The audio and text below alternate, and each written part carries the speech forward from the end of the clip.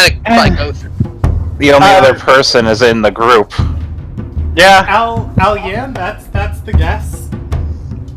I'll go with it. I'm down. Oh boy. The only problem is trying to come up with a scientific reasoning why he's able to wild shape. I think you're missing what you need to say here. The same thing you say if you're just a Nurma-druid. You're like, how can you do that? Science, bitch! And then you just turn into a wolf. If you want to use a scientific explanation, you could always just say it's easier to study creatures if you can walk among them. That's true. Here's the problem again. He's mute, so the DM is allowing me to make clicks and whistles to count as verbal components for any spell that requires them. Okay, can you write? He can write. Yeah, no, he's a botanist. All right. Doesn't mean you can write. We are Be an illiterate about botanist. to get started for tonight. I've already. Fuck off, bro. I'm gonna fail. I mean, Alright. Rob's Dralos now. Yeah, if only. If only, right? Welcome to the Ilderon Tales. This is Group B, Legends Lost, episode... Oh god, I hope I changed the episode title. Yep, episode 6. Cool. Yeah, episode 6. And I should probably get out my notes for this session. We almost have a full party tonight. I'll be controlling Dralos as Eric is out for the evening.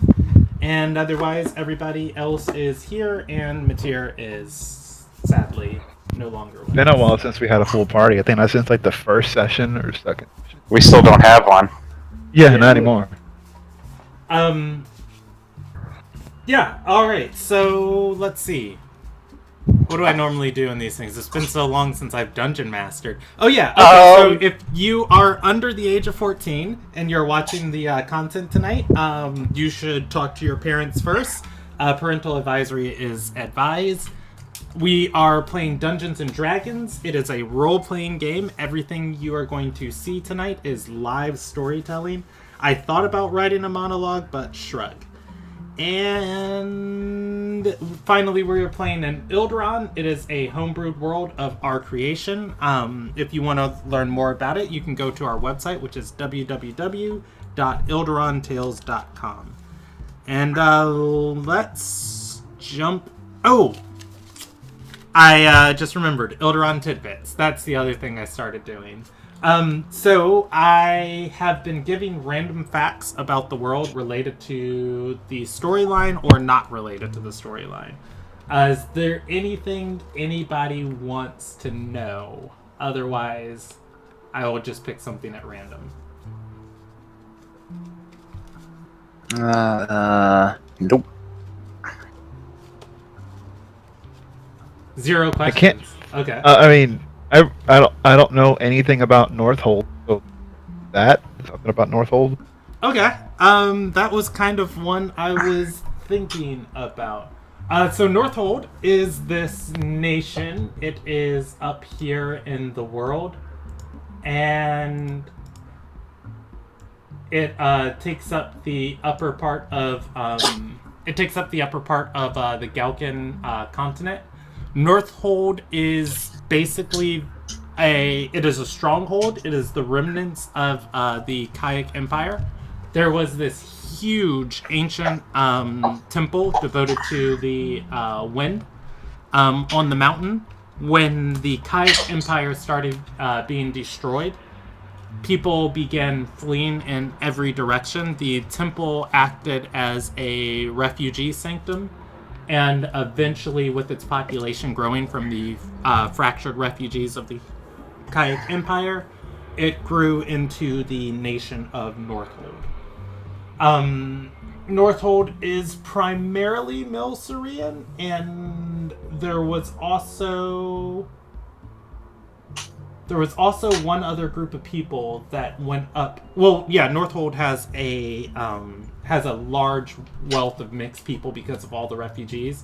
But the two most popular groups of people there are going to be humans and orcs, all occupying that area. That's also where the Aarakocra in this world are from. So, yeah. I don't know if that's a good fact. It's kind of boring. Oh, well. Well, we're going to get started with tonight. I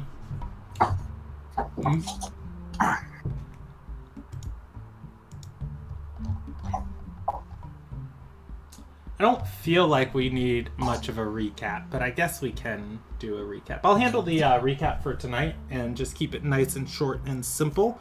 Group B are a group of... They're a group of mercenaries, scholars, and...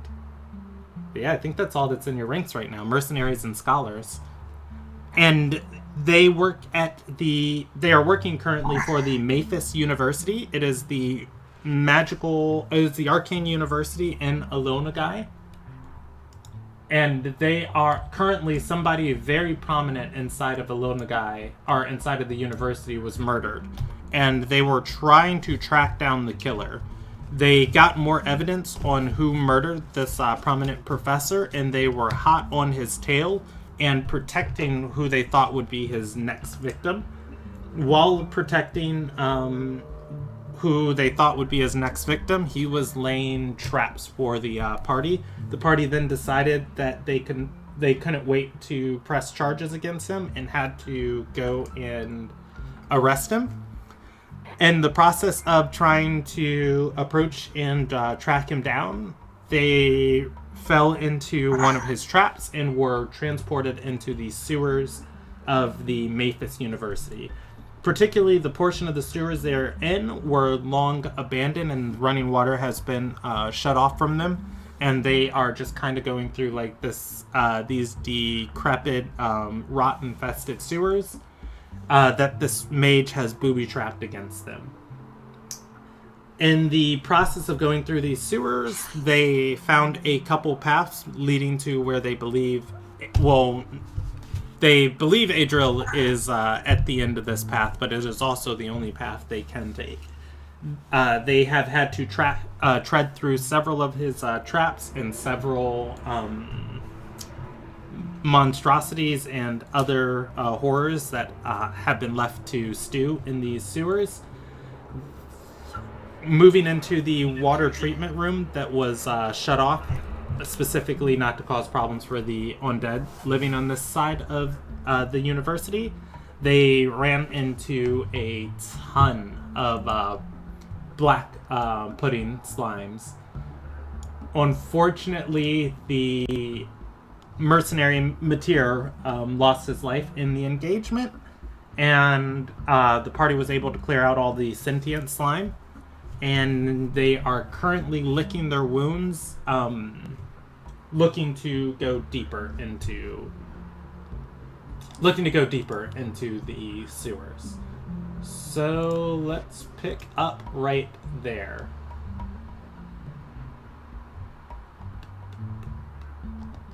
I want suspenseful music. Okay. Yeah. Siegfried would have asked Draelos if he could, or what could be salvaged of Tyr's armor in his bag of holding. Alright, let's see how much weight Draelos has in that bag of holding. Well, he no longer has a dog in there, so he should have a lot of room. Rude as flip. Yeah, but true as well. And his cat's alive, but he didn't want to go to that cat. He doesn't have anything recorded in his bag of holding, so I am going to... Did I tell you how much of the scraps you were able to salvage? Nope, that wasn't included. Nope, that wasn't. Alright. Let us see. Only that it was scraps, and that makes sense.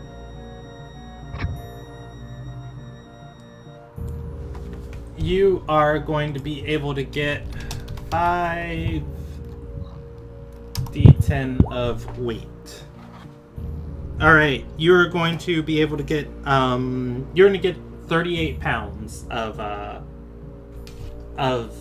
adamantine scraps and metal pieces and shrapnel and shards. Okay. Oh, well, I guess I'll record that on Drelos's sheet. I've got it. Yeah. So I remember he had like a box of like some plants or poisons or whatever in there, but I guess since he didn't put it in there, I can't like get specific. Yeah, let's see. Where?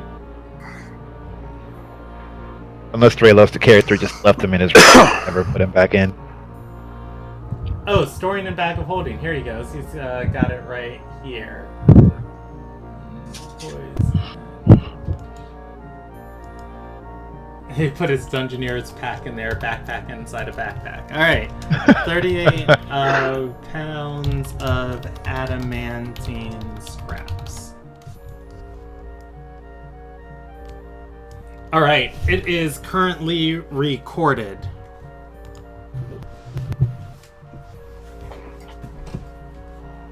I'm going to move us over to the water treatment room for a second to refresh my memory on this dungeon.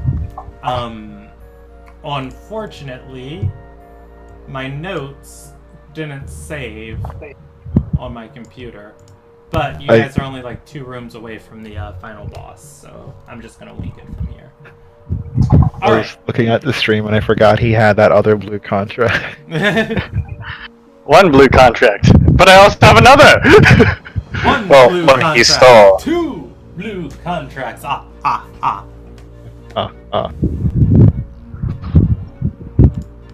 I'm just going to go with verbal descriptions. So, you are in this water treatment room. There are several walkways in front of you leading to the north part of the room. In between each walkway is about 12 to 15 feet of sewage in the canals, and there are multiple channels of these canals. On the western part of the room, the further west you go, the more sludgy and stagnant these canals are. The further east you go, the more these canals start running. In the distance, you can hear running water. This room goes to the edge of everybody's dark vision, and eastward. Westward, you can see the walls. And I think northward, you guys are aware of where the wall is because of your combat.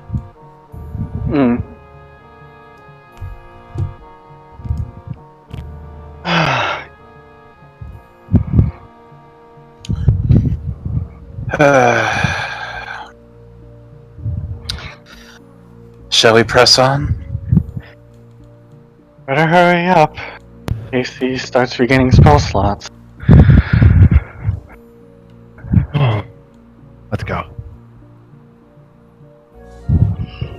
Alright. What's wrong, Siegfried? Never seen a friend die before? Not the first time, but always problem.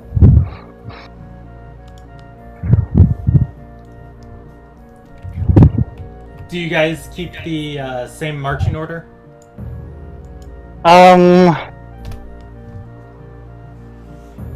me see the marching order. Oh, hold on. Let me go That's back. good.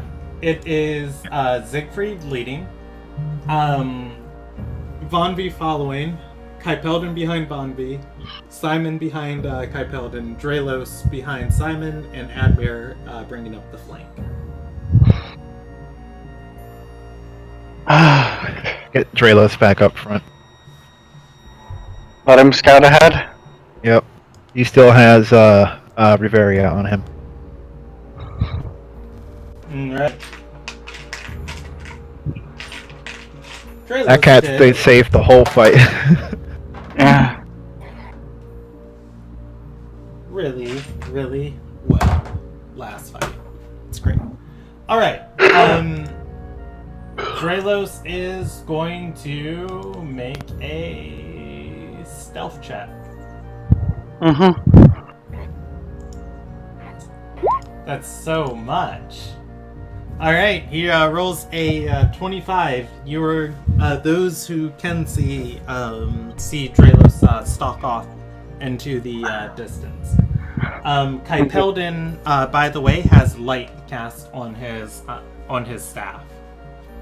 And Von V does have her soul sword, sunblade out. Sorry, not soul sword. Wrong character with a soul weapon.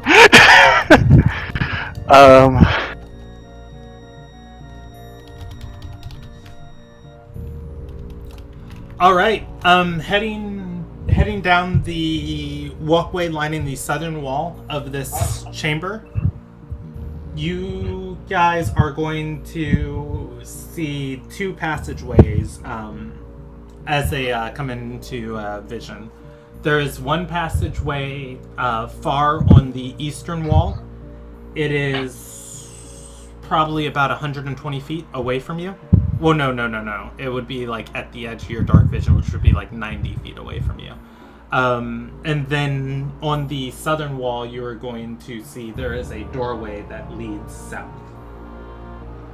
The door is steel, just like the other one. It is presumably sealed. Looking through the iron,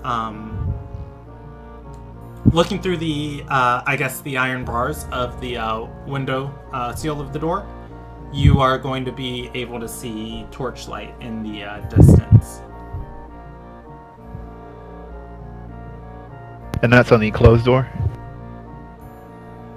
Yes, that's on the closed southern one. The eastern door, you are too far away from it to make out any details about it.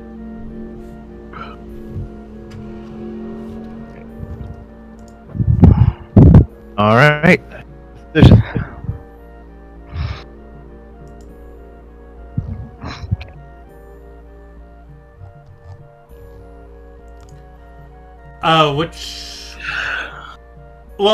You have NPCs, so they can weigh in here.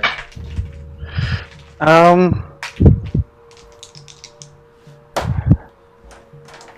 wish that. So,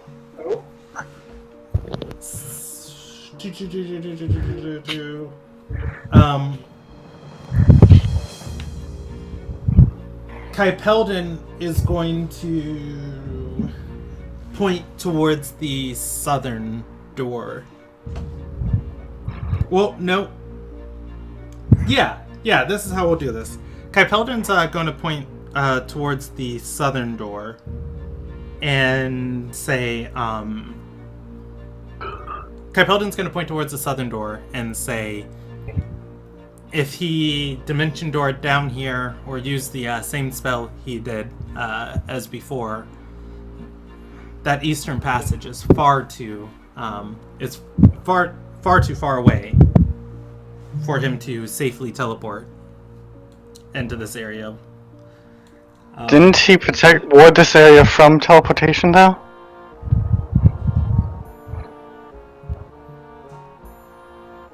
And yes, he did. But the gate he used can slide you into arcane gate, or I forget the exact spell, but it can put you into areas, but you just can't get out of them. That said, though, Kypeldin is going to say, regardless, though, if he was up above, I'd bank on the southern passage. Simon is going to speak up and say, the torch is lit down that way too. If anything, he probably has more traps laid for us expecting it. I say we head east.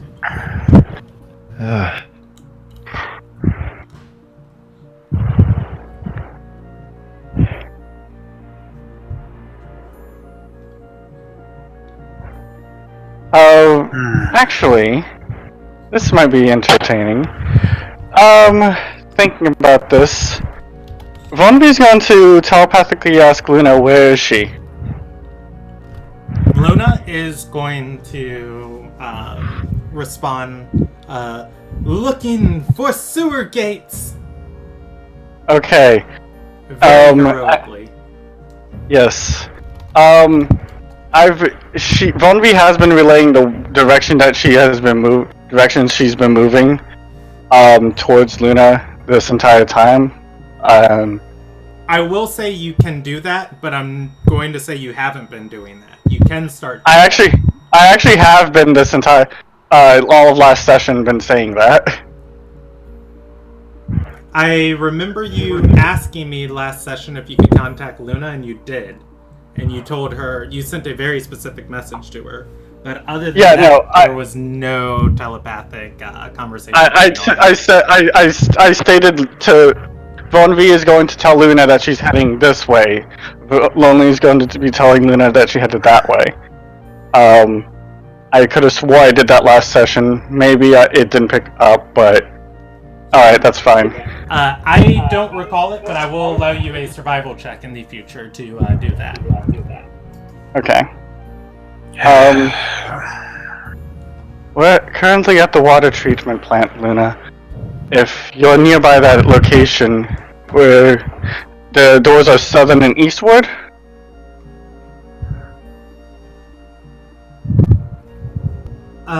Luna, your celestial Pegasus is going to respond. I will find you, but I do not know the sewer layout. And she is rolling survival checks to break in. Okay, that's fair. So our options are to head east and try to circle around. Or head south and hope that it's not a trap. I can send Tapa there, the south, and have a quick look around. That's doable. Where is Dralos, Brandon? Well, I guess we can't see him. Von we can. Dralos is sulking off towards the eastern door to inspect it. Okay. Dralos is heading east. Okay. I think Von V is the only one who can see him, so that's why she said that.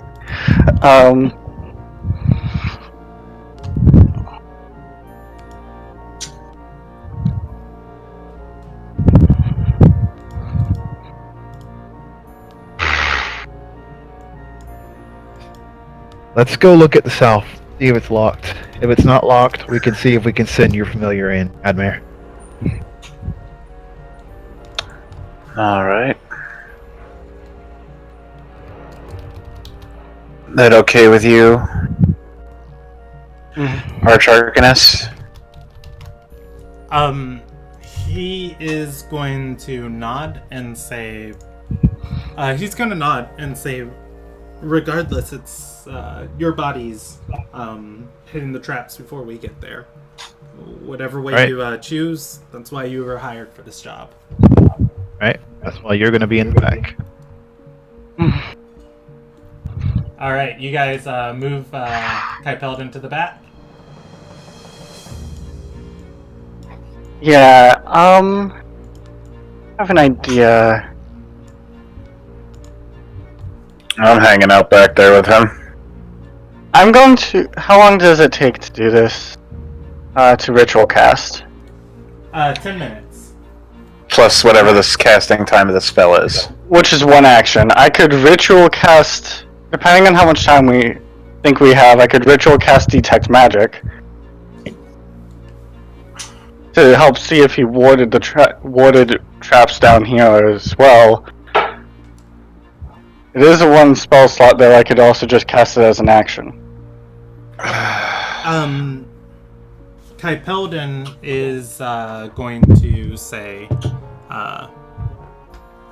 if we're trying to get the jump on him, we have probably about 25 minutes before, if he has been resting, he completes any sort of rest.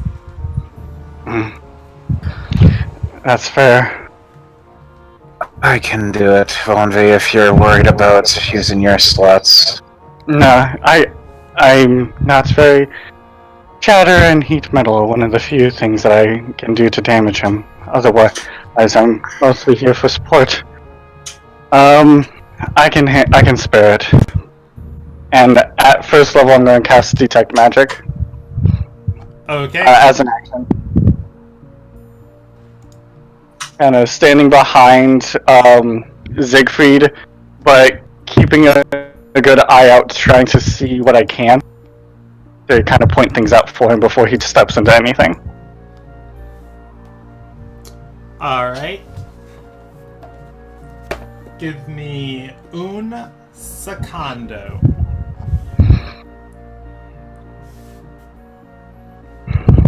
I need to see if there is anything magical here.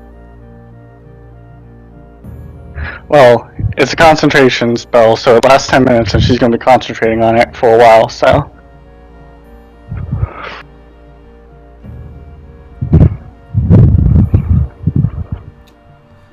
The door is, you are going to detect magic from the door, and the school of magic that you detect is...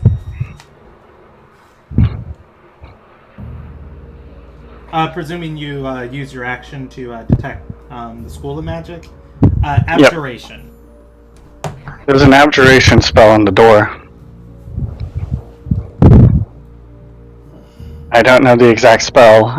Can I use an action to try identifying the spell, making an Arcana check or something? I'll allow you an Arcana check against it. Alright.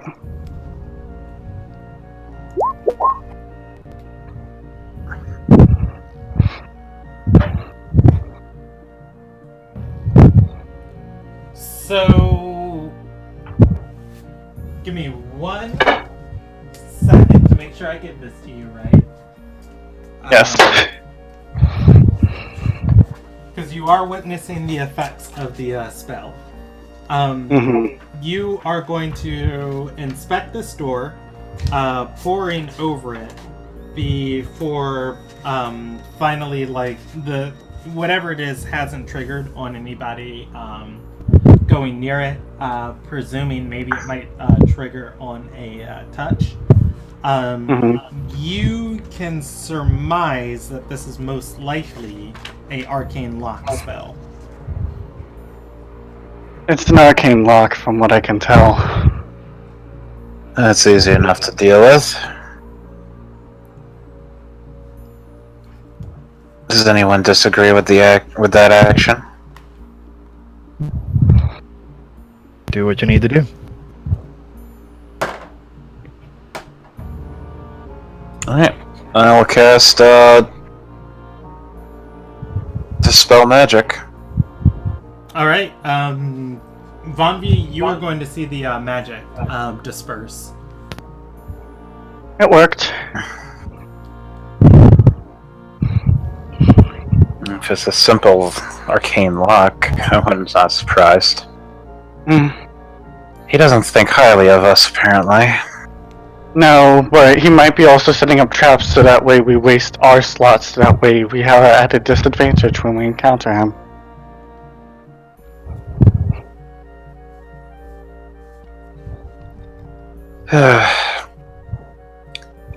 So the door is up.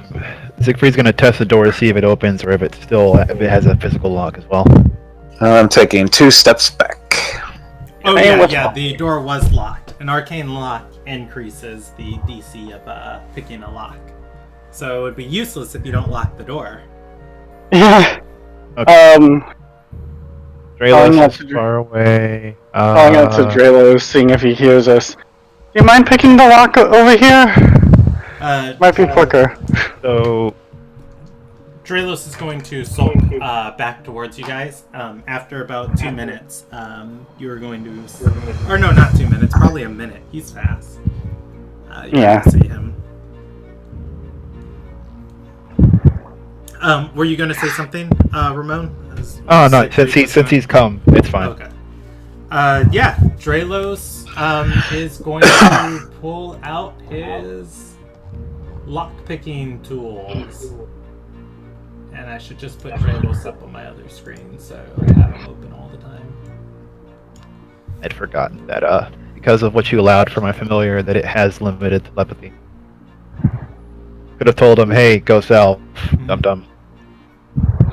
Let's see. He makes a thieves' tool check, and he is going to be able to pick this lock. Yeah, you guys are going to see Drelos fidget with it for a few seconds, and then finally you hear a couple latches turn in it, and then he just heaves this heavy metal handle on it, and you hear a resounding as he scanning the room. I still have detect magic concentrated on. Do I see any spells in the room where the door opens to? You are going to see more magic. How much magic? Fantastic. It takes your action. I'm willing to take an action to look at them. Alright, you see illusion magic coming from the other side of the door. You recognize the aura of illusion magic. As soon as the door opens, everybody is going to hear a echoing of sound, and you are going to hear just like a smacking of lips of just.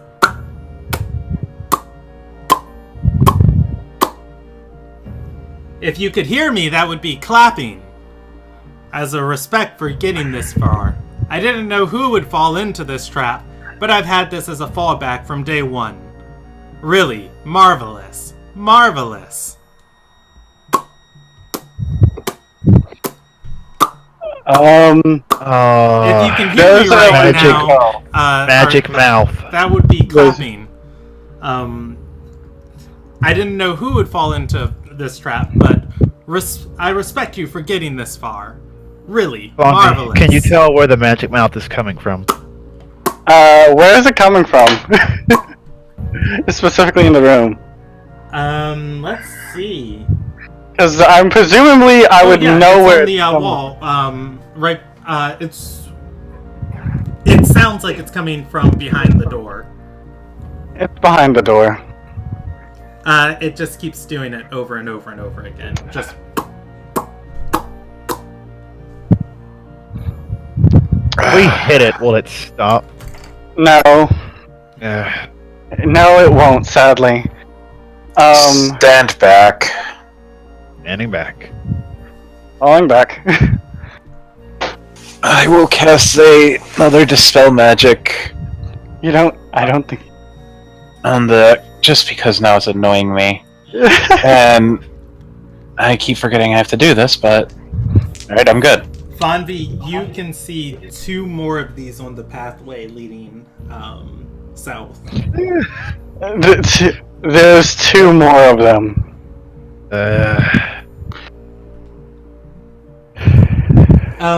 If you step into the room, Admir, to target the square behind the door, you are able to, and you dispel magic mouth. That was rather annoying. And there's more. On the hallway down there, there's more of them. She's giving like a casual, there's more. I hope you don't plan on dispelling all of them. I mean, I can. It's just... I'm gonna have to do some modifications later. Let me take a look here.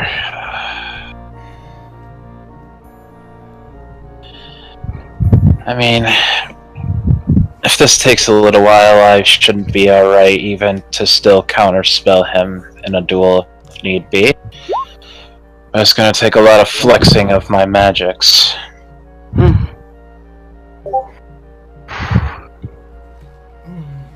So, do we want to just dispel the other magic mouse now? So that way it doesn't go off?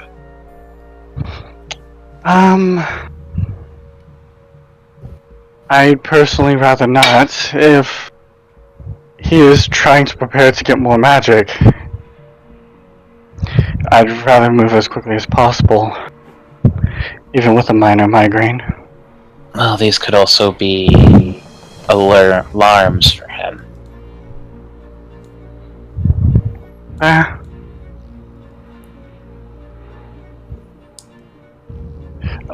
It's... I'm fine with whatever you all are up for. If you're up, in your eyes. Go ahead. How far apart are the 2 squares? The 2 squares, they are each about 30 feet into the distance, getting to the edge of Von V's dark vision. The next 30 feet down the passageway, you guys see the torch at the very far end of your vision. The torch is in front of a doorway. I will... Would the light being cast by Kai Paladin get in the way of Siegfried's... hold on.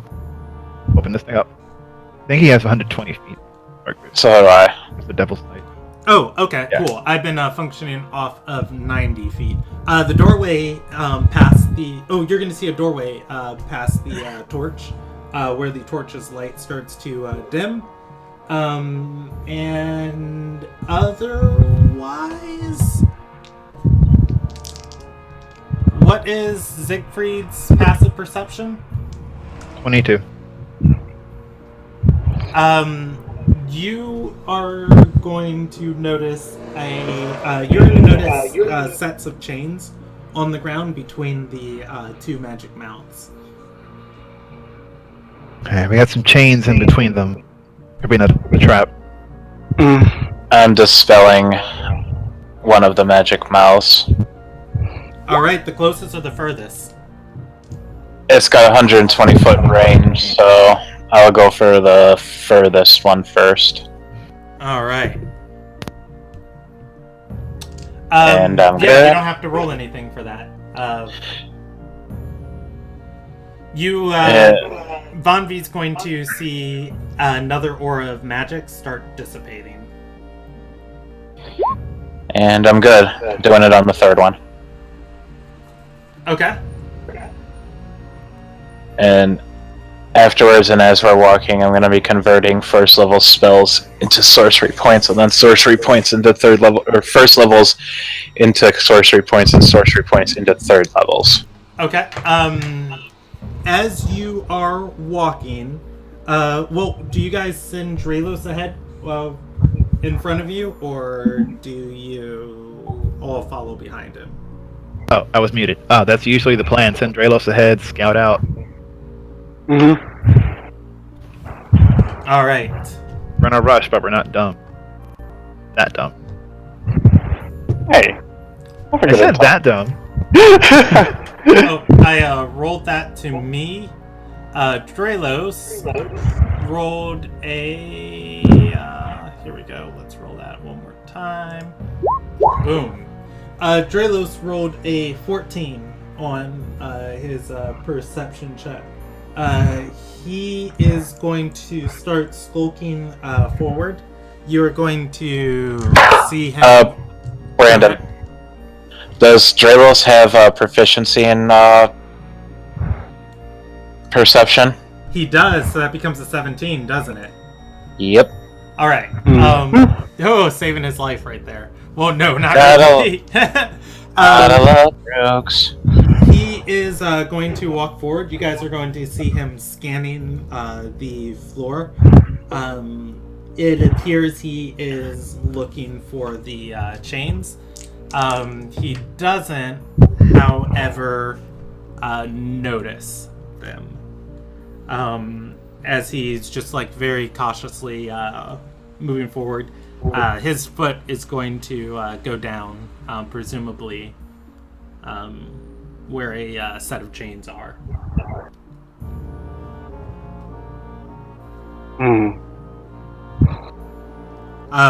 And if nobody stops him, he is going to jump on I them. would stop him.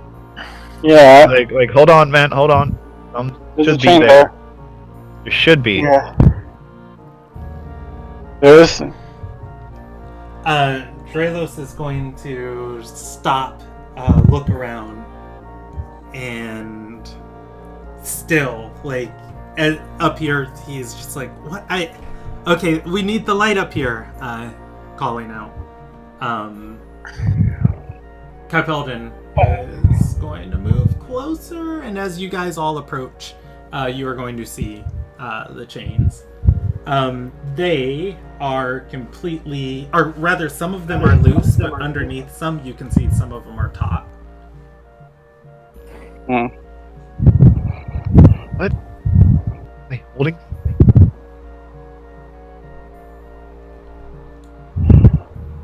Are they giving off any magic, Bonvi?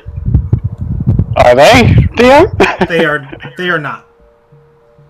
No magic here. This is just a hallway, Brandon. Like not like sewer, like waters on the other side or anything like that.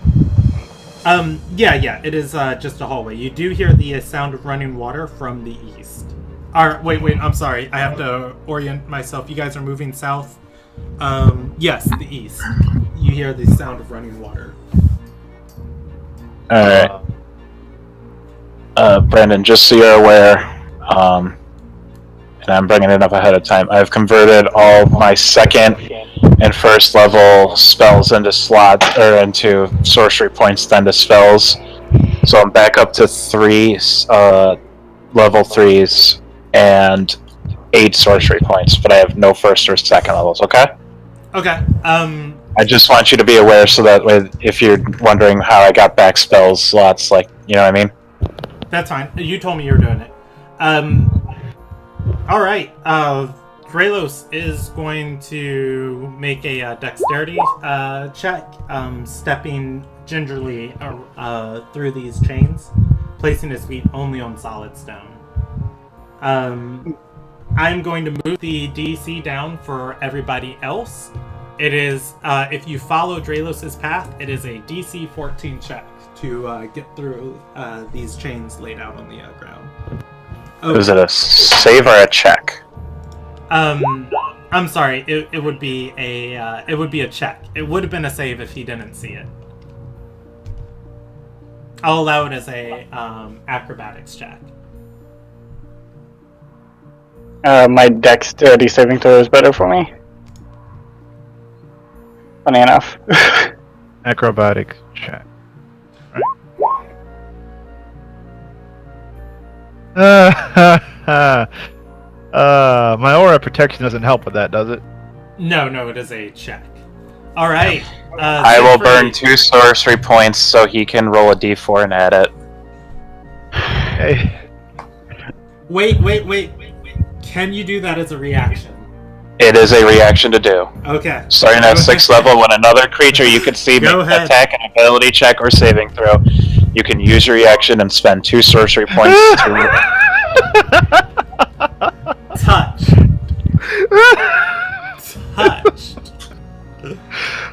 Oh, I'm stumbled. Touch. Don't worry, I'm about to screw this up for everyone, so don't worry. Alright. You know what? Just for the lulls... Oh, go ahead, Brandon, sorry. Oh, I was gonna say, let's see, if Siegfried goes, it's Vonvi, then I rolled Simons, and I rolled Kai Pelden, but we'll do it in the order of people going across. Alright, it's Vonvi next, getting across these chains. Alright, I'm going to use... your skill. First.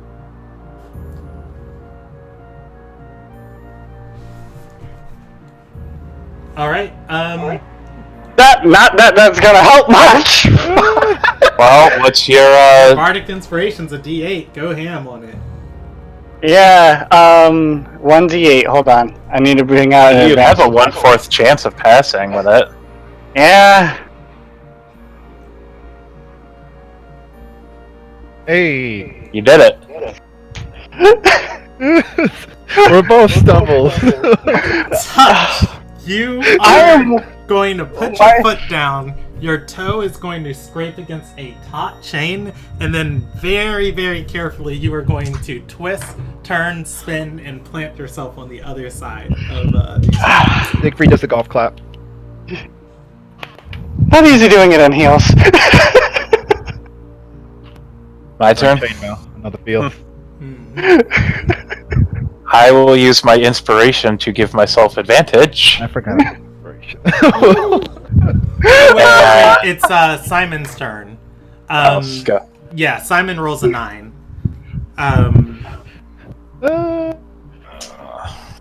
As Simon rolls, or as Simon steps through these chains, you are going to, well, everybody is going to hear the sound of running water start increasing, and I don't like that. yeah, he's gonna say, what? Wait, what? As his foot just scrapes against a chain, water is slowly pooling into this into the floor of this room. All right, we gotta move. We gotta move now. All right. Drelos, check the door. Drelos is going to hold on. Let me see something real quick. Ooh. Okay.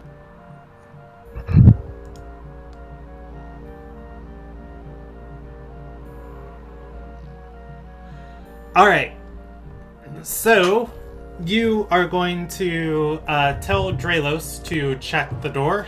Drelos is sluggishly going to turn and nod and run towards the door.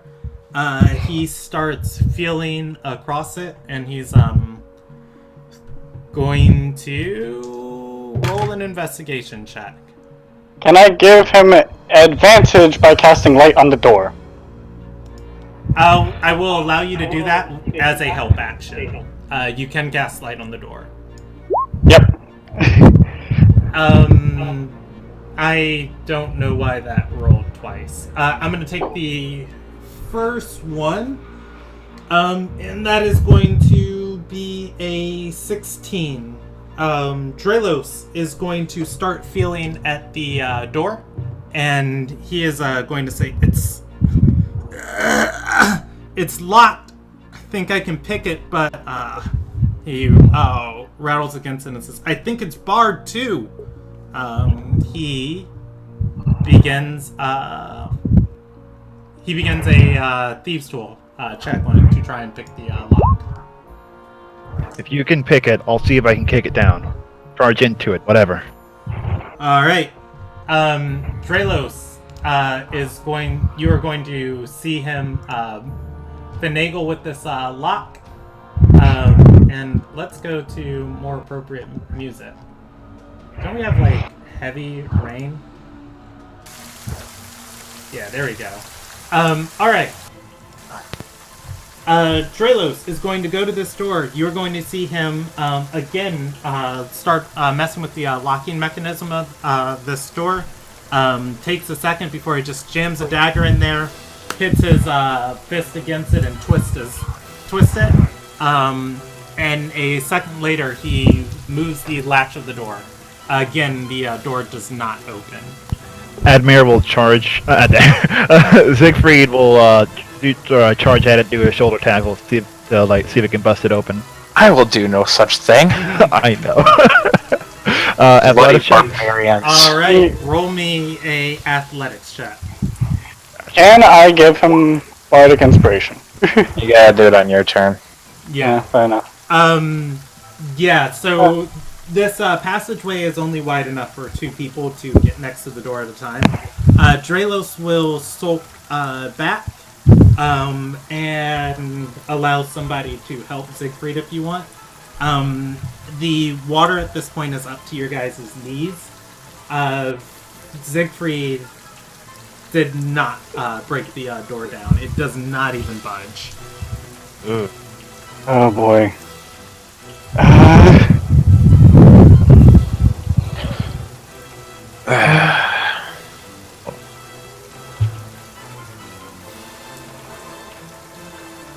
Alright, can I charge at it again, Brandon? You can. Okay, let's try this again. And I give... Oh, as my turn. Oh no! I will use my inspiration on him. Okay. This is... Oh. Ah. What the fuck? Yeah, I you know what? I'm gonna try and do this. I don't know why. I'm gonna try and help him. You are going to slam your shoulder into this door. It goes. The water is now up to your waist. At this point, you guys have disadvantage on athletic checks against this door. For all that. Is going to cast Wall of Force behind you guys. The water starts pulling up. Get out of the way. Moving. Oh, moving back. I cast lightning bolt through the door. Woo! Okay, go ham on it. The torch is. Why don't I have lightning bolt on my state? Sorry, 1 second. I fell down. Oh boy. I don't have a lot of like thunder type abilities and. On the other side of Kypeldon's force wall. Well, no. This is it's going to be another 12 seconds before it gets that high. All right. I'll wait 1 for second. you to link me that lightning bolt, and then I'll tell you what happens. Yeah, it's just not coming up in my damage spells for some reason. Alright, 1 second, I apologize.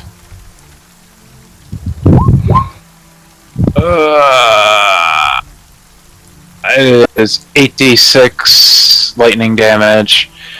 It gets a dex save, but I don't think doors can pass a dex save. /R 8d6. But I gotta roll a d20. Excuse me 1 moment. I don't see what I roll. I'm good. All right. I gotta remember about my wild surges. Yeah, you are going to. You are going to roll a lightning bolt against this door, and yeah, you are going to blast this thing off its hinges, melting and ripping through the iron in the middle of this door. Go now! Move. Running. Making a dash. Everybody is going to be able to get through. It's going to be able to get through the hole that you created. I'm gonna kick this guy's ass. One by one. However, looking back, Dralos is face down in the water. Oh shite. Bonvi's going to head back to try and help him up. Siegfried, same. Okay, you guys can grab Dralos. He's floating. He is unconscious. And yeah, otherwise you guys are able to get through the doorway. Brandon. Yes. Was that a save against my spell? What? The Constitution save you made? No, that was supposed to be private to me. That was for Dralos. That's what I'm saying, because it's a dex save. No, it wasn't. It wasn't for you. It wasn't for anything you've done. Okay. Oh, I think I know. You know, freaking Geist again. It's when he fell down that trap. Something. Mm-hmm. Yep. Can we get him up?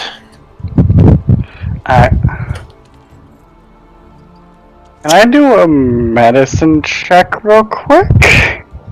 Go ahead. We're kind of moving. Ooh, Well, once we get out of there. Once we get out of there is what I meant. Yeah. On the other side of this doorway, you guys are going to be in a room.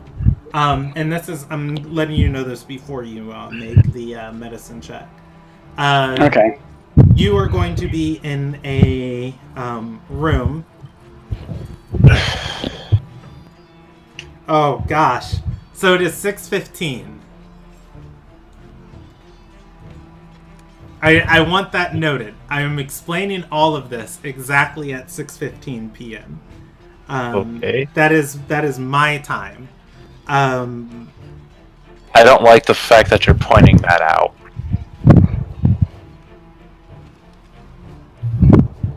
So I'm going to explain all of this, and I'm going to be incredibly fair about this. At 5:45, I told you guys you had 45 minutes, or 25 minutes before he completed his rest. You guys got in here literally at 6:14, as it turned 6:15, at the 25-minute mark. So you guys are going to be in a room,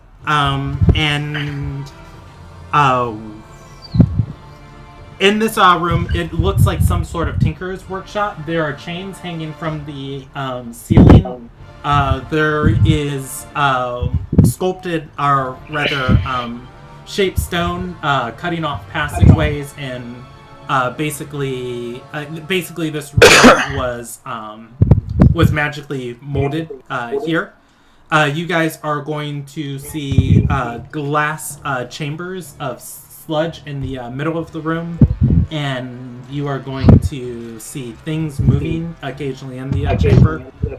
You can see other glass tubs of water, and in the murky water you can see fish and hands and other things occasionally moving against the glass of the tank. On the sides of the room, there are going to be books on tables and desks, and you can see a very elaborate brewing station, or alchemical brewing station with all types of calendars and distillers. I forget the things that evaporate liquid into tiny things. We'll just call them distilling tools. Yeah. And then the most prominent part of this room, you are going to see a furnace in the far south. I have to think on how you guys are looking at the southwestern quarter. There is a bunch of dried plants and a bunch of ash near it. It is currently going, and the flames inside of it are smoldering out. Near the tube in the, or near the glass tank in the middle of the room, you are going to see a man sitting down with his legs crossed. There is a totem. There's some sort of totem or relic in front of him. He is meditating. It appears he has noticed you, but he is taking a final moment to collect his breath. If you go through the check to see what's wrong with Draelos and get him up, he is going to finish his long rest. It looks like a drill. Can I ask a quick question, Brandon? Yes. Lightning bolt has it's a 100-foot line. Yes. So would it have hit him?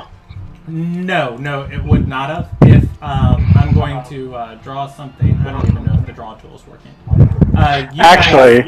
Your lightning bolt would be that green line going straight down. If any there are these tubes in the are these tanks in the room, he is in the middle of those tanks. Okay. Nope, that's fine. If that is the case, then if she is seeing him meditating, she is going to quickly cast Vicious Mockery, saying, "Are you contemplating on how to murder more people, you vicious coward?" And see if he passes it. Nasty. All right. We will roll initiative. Literally cutting it down to the wire. Well,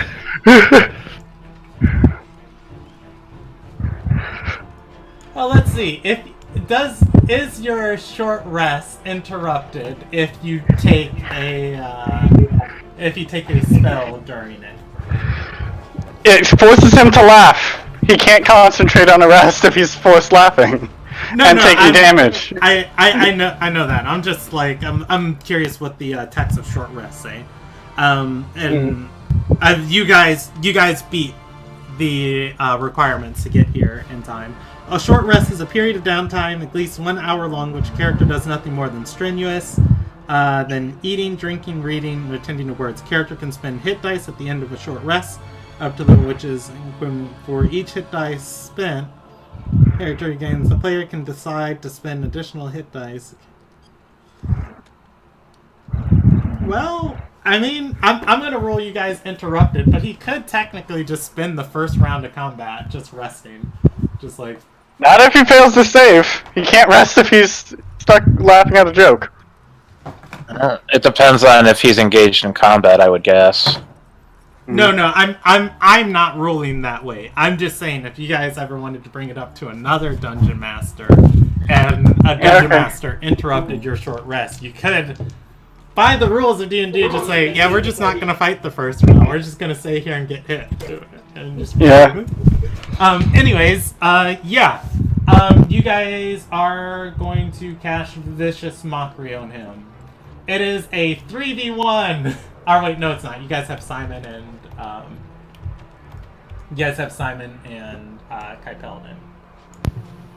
Mm-hmm. Dire Wolf is dead erroneous. Maybe not Drelos right now, but we'll see what happens there. Yeah. Sorry, Drelos.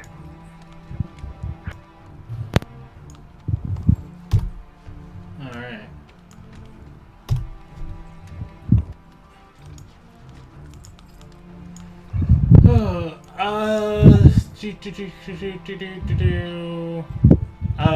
What am I looking for? Oh, I'm drawing this room.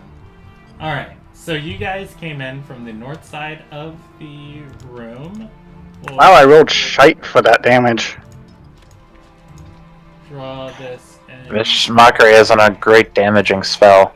No, but I rolled 2 1s and a 3 on a d4. Which, the 3 isn't bad, it's just getting 2 1s kind of sucks.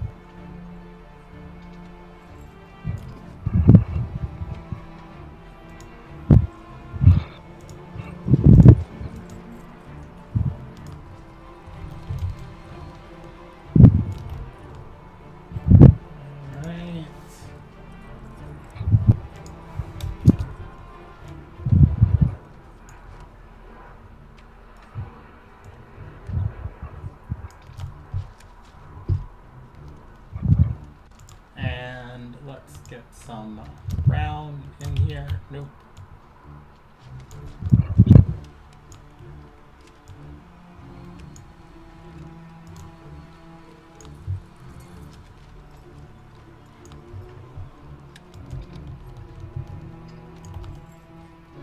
And I don't have my map to see where the exit door is, so I'm just going to make one on my own.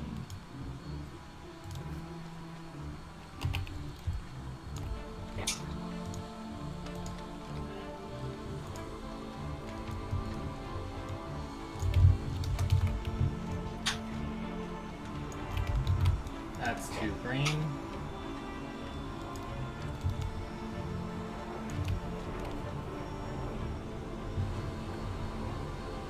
And we'll go with the stairs right here.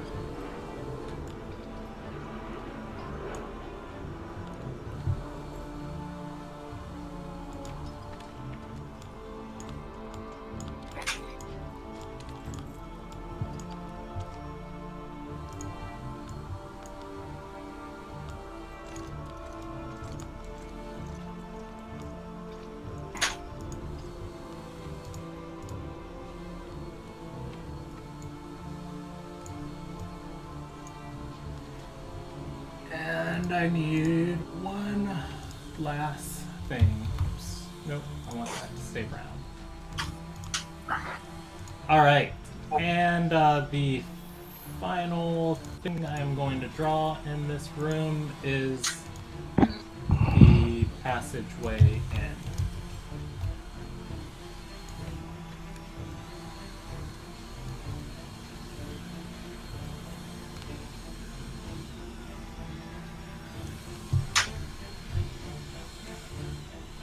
And I should probably draw the water.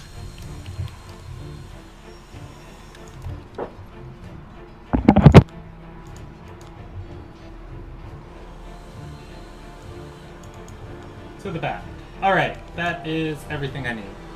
Alright, so Von V and Siegfried are in the room in the front of the order. I'm gonna take Mateer out of there. Oh, wait, did I put Mateer? My bad. Delete. Too soon, Brandon, too soon. Sorry.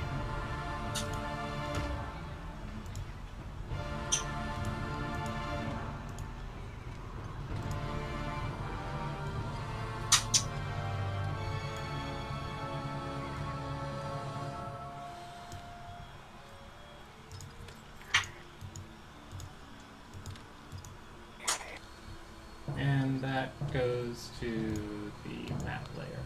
Alright, that is the remaining tunnel. And let's see. Kai Peldon be back there, and Admir Blue opened the door for everybody and told them to come through. Alright! Oh, and I need a drill. I mean, the boss could already be knocked out. That would be an easy boss fight. Let's see. Maphis University, a drill, Rel Delix. Alright.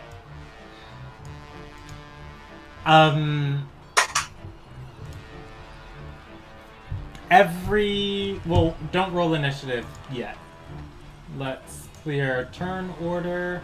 Well, actually, you guys were the last group to do combat. You can choose to keep your same initiative. Otherwise, you can you can choose to keep your same initiative. Otherwise, you guys can act on or you can all re-roll initiative. The turn order is blank for me, so Same. Okay, cool. We'll just re-roll.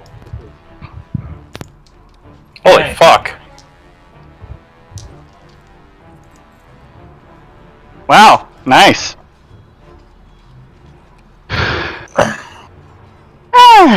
Not bad. Not great. That's okay. Alright, rolling first for Kai Peldon. 3. It's gonna be a 5. Rolling for Simon. 9. That's gonna be a 10. And 5. Alright, Drelos will roll initiative if anybody is able to rouse him, and he'll join in next round. Rolling for a drill, and he is going to roll a 14. Makes sense. And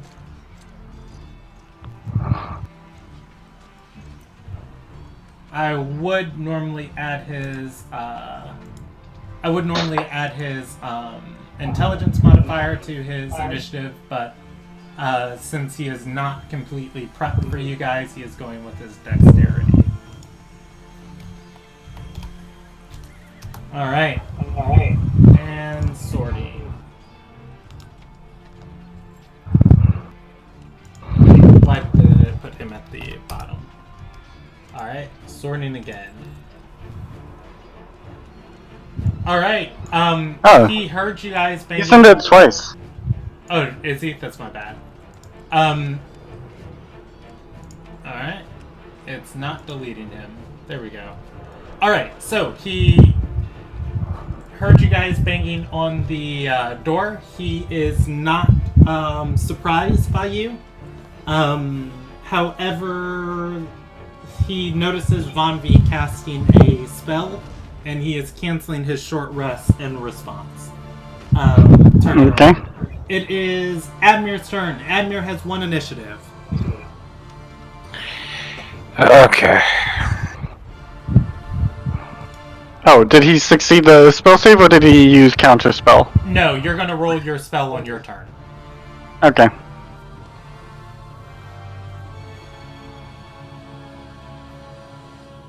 I will move here. And I will use my action to force feed Draelos my 1 healing potion. Alright. It's just a box standard, so it's 2d4 plus 2, I believe. I have Draelos' sheet up. Okay. So 7. Rubbing Draelos' throat, he is actually breathing. He does not stir.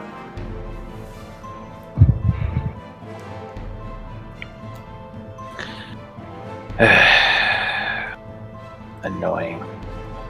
Upon closer inspection of Draelos, just like holding him here, his skin is pale and clammy.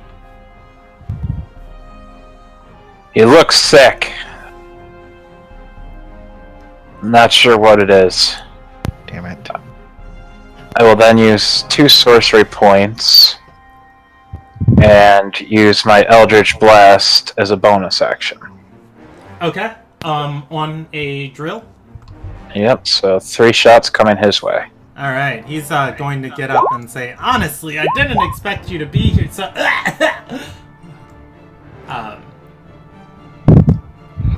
Alright, that is... Let's see, I should have... that is going to hit. That is going to hit. And that is going to hit.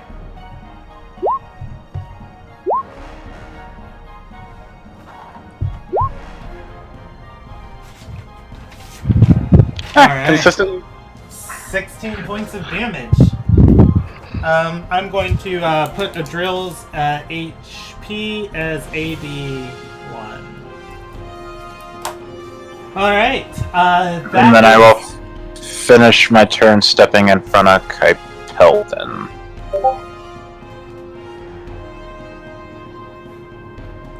Okay. Alright. It is Von V's turn.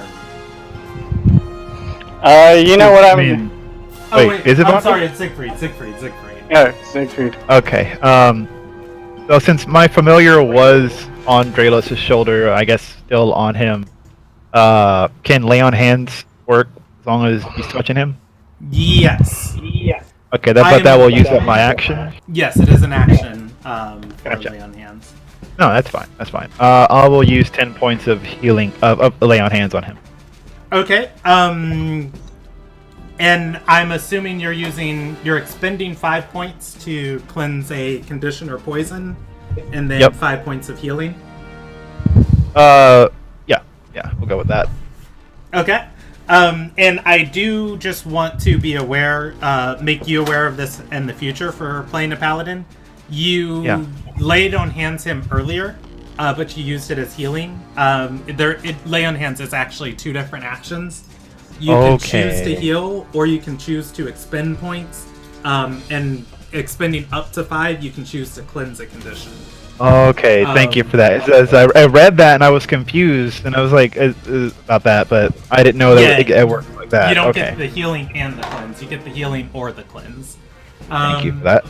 Yeah, Draelos, you're going to see his skin come to with a little bit of color, and he is going to just blink, looking around. He is groggy. He is no longer unconscious. He is still poisoned.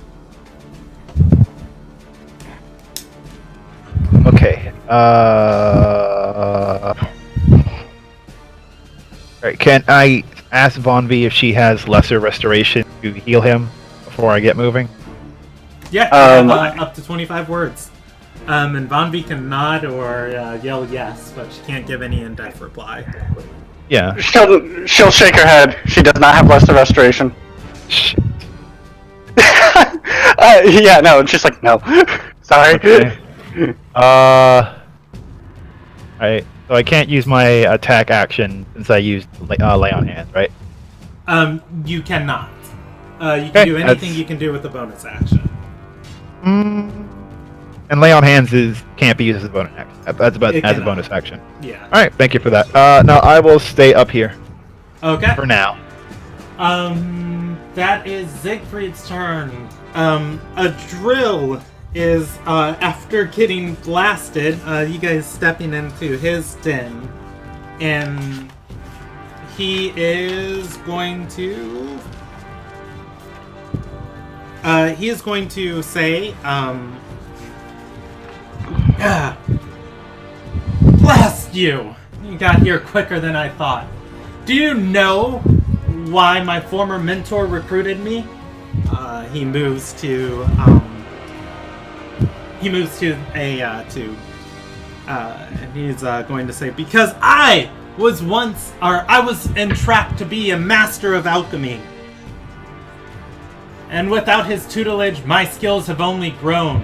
And he is going to take a bat and break the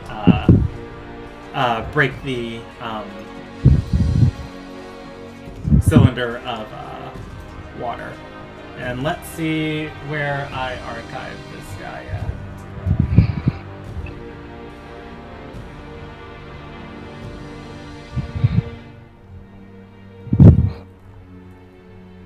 Okay. I was sipping something last week when I went through this, but I remember archiving this thing, but I might have deleted it. So you guys are going to see stepping out of this tube. It is a alchemical homunculi, or homunculus. It looks eerily similar to that thing you guys fought in the sludge. And we will just drag this right there. Although it is significantly larger. It joins the initiative order. Please, I hope my pet joins the initiative. Mm-hmm. All right. That would be entertaining. Can he do anything with a bonus action?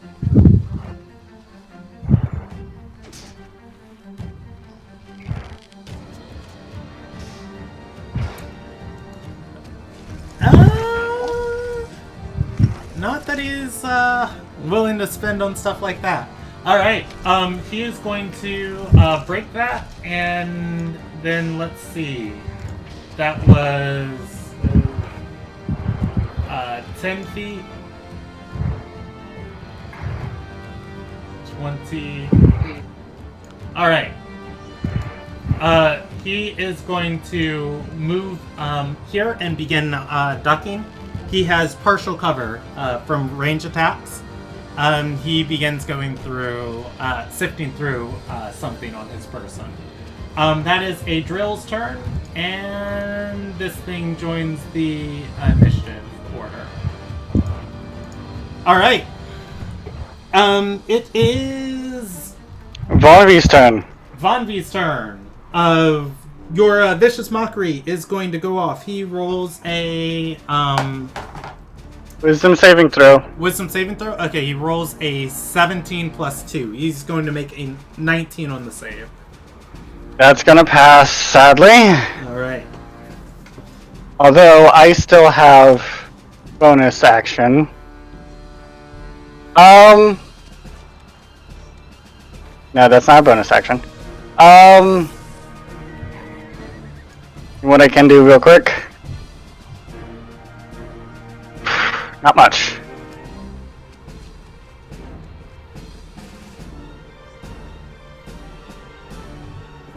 Ah, that's right.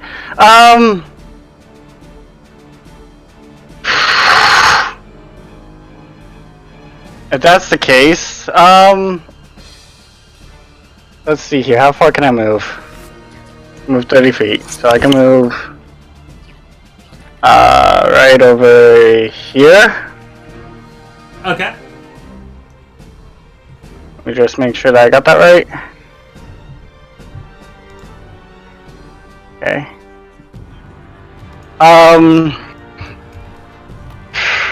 Can I don't know what I can technically do here.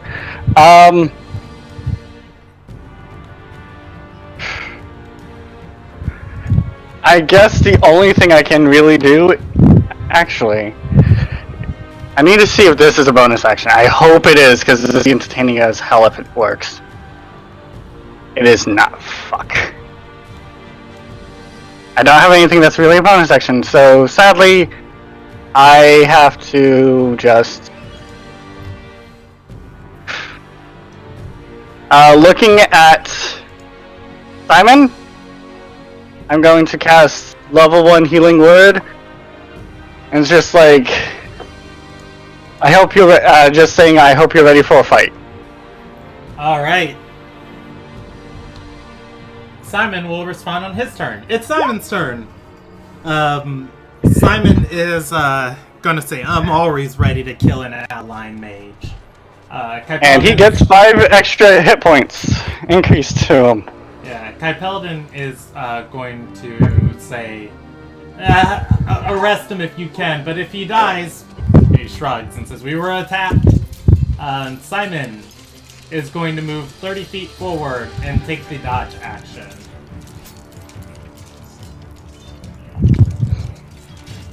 Alright, oh, I don't think he can move that far. It is Kai Peldon's turn. Kai Peldon, who has been saving his spell slots for this moment.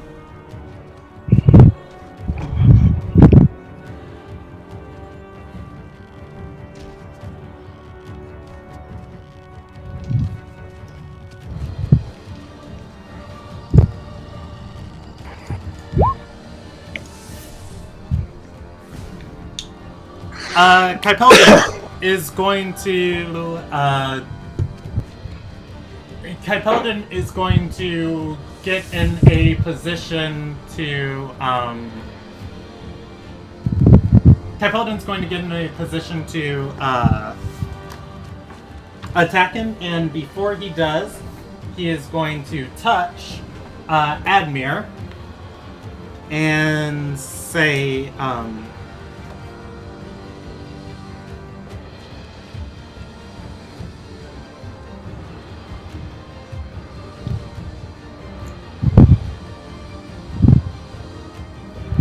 he's going to touch Admir and say, if he's smart, he's going to try and counter any of our spells and try and let that creature rip us apart. We only get one shot at this. Get someplace and blast him good and blast him hard. He is going to cast invisibility on you and him. Well, nope. He's going to step back first. There he goes. He might not be able to touch you and give you invisibility. Let's see. Invisibility.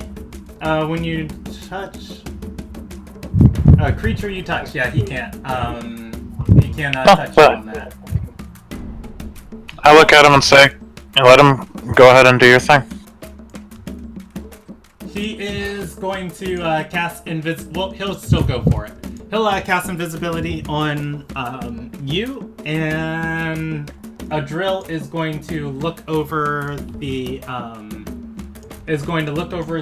tank and cast counterspell, countering the invisibility.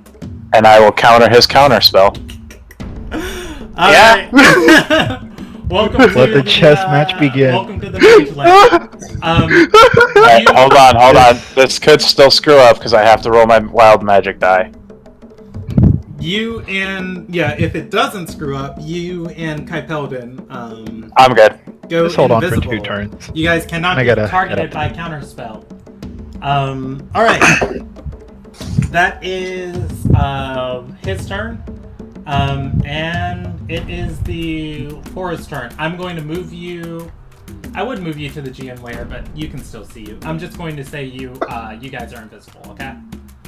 Cool. All right. Who did he touch? Admir. Okay. Specifically your caster who he doesn't want counterspelled. Gotcha. All right. That is a 3rd level slot from a drill, and it is the creature's turn. It enters initiative next round. All right. It is Admir's turn at 20. You get 1 shot before you're on invisible. All right.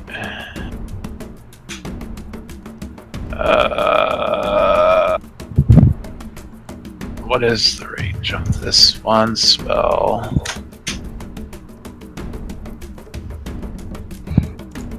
$60. Okay, so if I go here... Beautiful. I'm going to move here. And... do I go for the damage, or do I go for...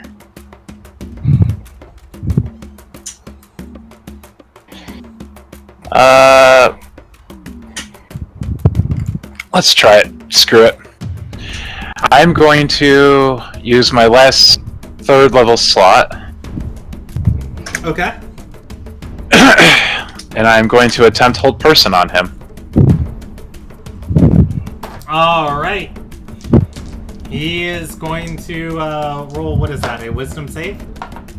Yes. Oh, that's bad. That's a 1. Wild surge. Wild magic surge. Okay, this is the first time we get to do this. Do I have the chart? No, I do not have the chart on me. Fudge. Alright, it's a D100, right? Yes, yes it is. R 1D100. Alright, 76. I'm pulling up the chart as we speak. Empowered spell. Wild magic. Okay, I looked it up. He glows a bright light, 30-foot radius. Any creature within 5 feet is blinded until the end of his next turn. Okay, and that is for the next minute. Alright, yeah, Admir starts shining a bright white light. Hey, Anthony. Yeah. For the sake of your decision making, Admir begins shining a bright white light. Terran is in control. Huh. Interesting. Alright, it is Siegfried's turn. Well, hold on. Terran's in control. Why am I out? What's going... Damn it. Fine, we'll do it this way then. Just knowing the situation, she's going to try to take him down, but not kill him as Admir would have. So, 2 sorcery points, 3 Eldritch Blasts. Alright. Go ahead and roll me 3 attacks. Hit, hit, and hit. All of these at a drill? Yep. Okay. So, a drill is going to fail the hold person. Can you link me the text on hold person? I don't remember if he gets to re-roll or if it breaks when he takes damage. He re-rolls on the end of his turns. All attacks against him have advantage. And I believe that he's paralyzed, so he should be critted? Hold on. I'll just copy and paste the whole text for you. Copy and paste. Let's see. Oh, yeah. I just submitted. There you go. I had to cast it at a higher level, but there's no... I don't think that thing counts as a humanoid, so I don't think I could target it. Yeah, that's fair. Alright, so yeah, he is going to fail the hold person check. And... He's paralyzed. Yeah. Any attack that hits the creature is a critical... Oh, you're not within 5 feet. That's fair. Alright, so he's going to take... he took 16 points of damage first, and then he takes 11 points, bringing him to 27 points of damage. Alright. And everyone looks over at Admir, who's no longer invisible. Using Terran's voice, shouts out, "He can't move! Get in there!" Alright, he is going to roll against the hold person at the end of his turn. He is no longer paralyzed. Well, Siegfried goes before him. Oh wait, I'm sorry, Yep. Siegfried's turn. Yeah. Alright, gonna use that good old lesser restoration on Draelos, try to cure what's, I believe is poison. Alright, Draelos would have rolled initiative last round. God, not like it even matters. Draelos rolls a 10. And add him to the initiative order. Is he good? Yes. He was affected by the sicken condition, or poison. I forget which one. Poison. Alright, It is, yeah. alright. Get up on your feet and let's go. So can I take the dash action? Or yeah, I'm leaving it up Wait, to you. you cast Lesser Restoration, correct? That Right. was an action, so you Making have- sure. Yeah, you can. So I can just move. I can just move. Yes. I think this is 30? Hold on. Right down here. Okay. Yeah, you can get right there. I think this is it? Right there. I was right. Okay, here, I was one off. All right. It is a Drill's turn. He is going to break the hold person on his turn. It is Von V's turn. Yep. 1 second. Sorry, just real quick. Hold on. Verbally, Oh, Sorry, I'm just looking at something. I apologize. yep. I don't know if it'll do anything, but I can use my reaction to use my last 2 sorcery points for Bend Luck and then minus a d4 from his save.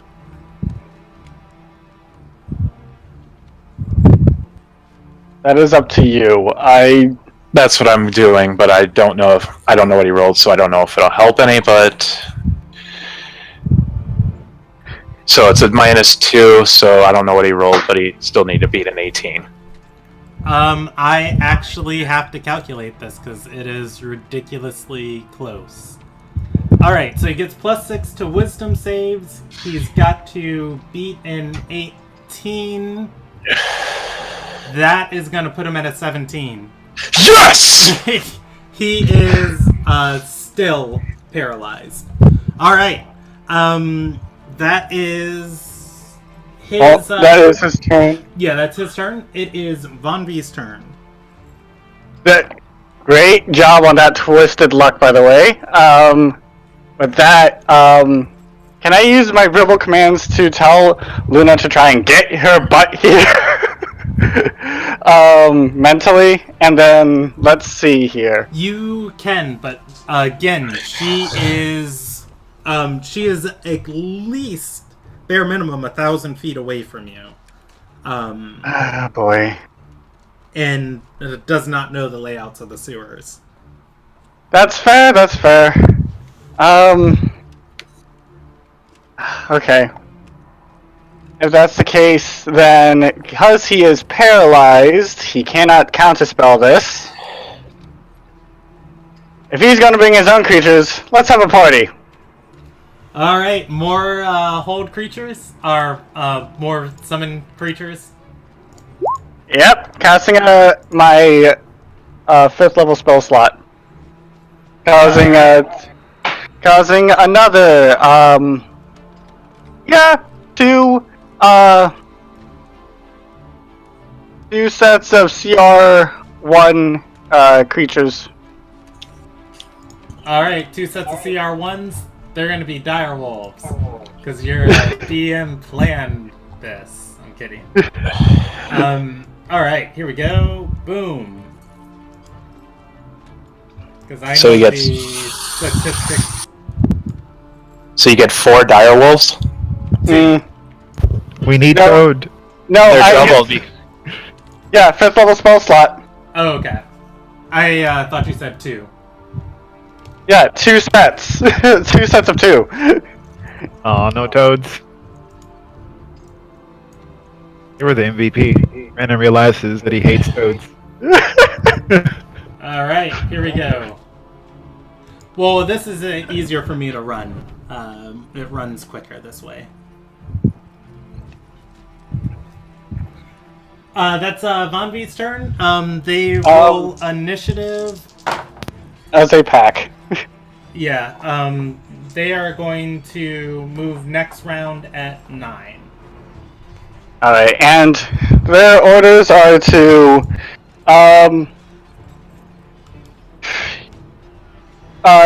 the 2 that are next to Admir are ordered to go after the homunculi. The 2 that are here and here are ordered to go after a drill.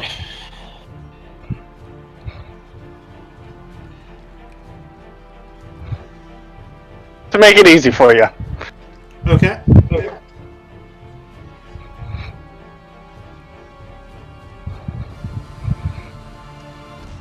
All right. At the end of Von V's turn,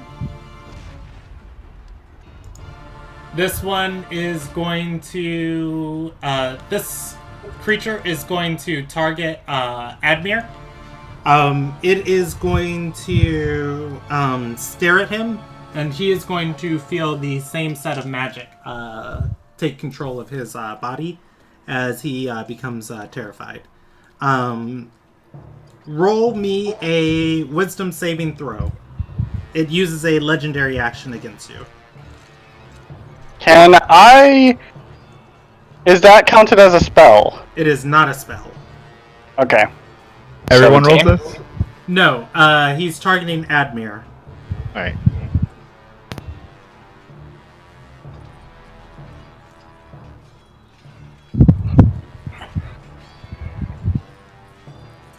$17.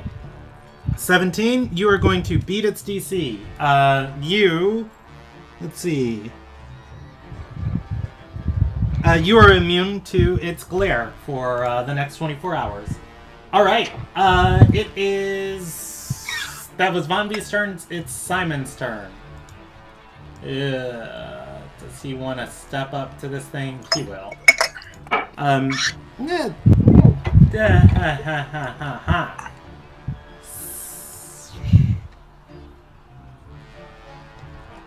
Simon is going to ready in action to step up and is going to ready in action to step up and attack this thing when an ally moves, or when Siegfried moves close to it. He saw it as capable of spell-like abilities and does not want to lose the aura. Alright, it is Draelos' turn. He thinks I'm targeting that, but he's wrong. Draelos is going to... Oof. There's no way to get there. Let's see. He'll bonus action dash. That's 30 feet. And...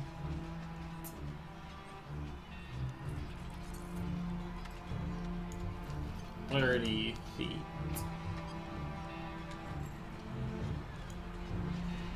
And he'll pull out a dagger and throw it at he'll pull out a dagger and throw it at a drill. He still has advantage. Yep. He only needed to get around the cover. Alright. Let's see.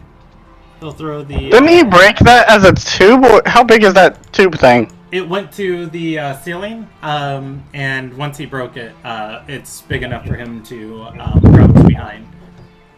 Okay. Let's see. I accidentally rolled his check to me, but he rolled a 21, and for some reason the damage is still rolling to me. He is going to deal 26 points of piercing damage, bringing the total damage up to 53. Alright, Adril is bloodied, I believe. Yes. Alright, that is his turn. It is Kaipelden's turn.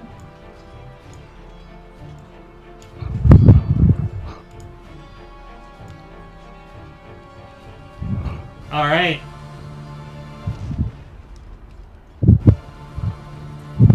Kaipelden is going to cast a lightning bolt in a 6th level spell slot. Oof.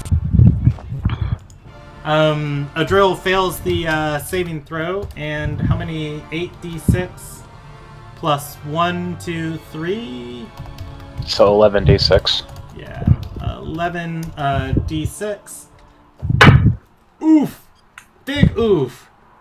That puts at 99 damage, and this alchemical homunculi has to make the save also. What does it have to its dexterity saves?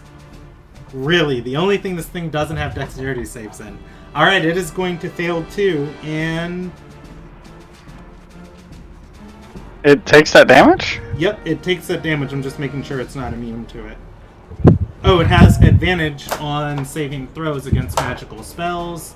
Reroll that, and on the die, a 9 and then a 6. Even worse. That electricity really affects the homunculus. Yeah. Alright, the homunculus is going to take that damage too. It is not bloody. Alright, Adril goes down, and I will handle him on his turn. Alright, Kaipelden is going to say, get rid of that abomination, and then we're out of here. That is his turn, and it is the homunculus's turn.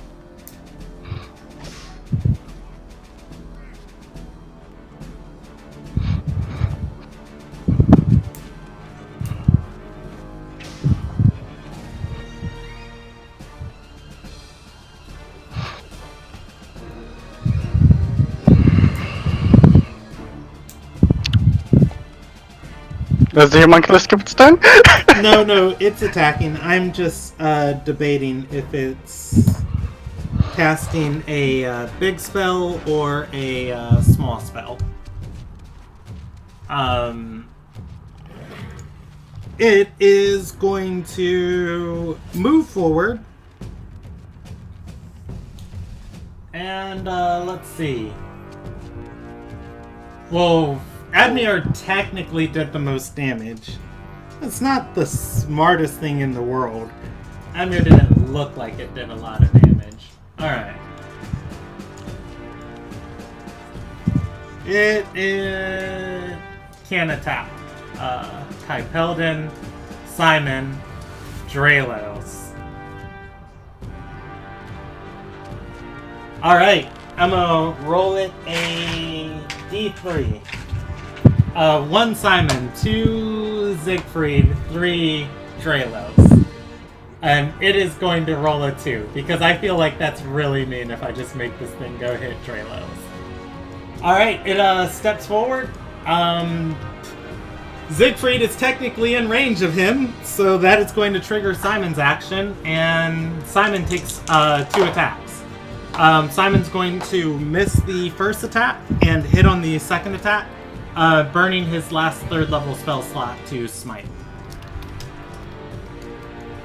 Let's see, he does a d8 with his longsword, plus 4d8 for his smite.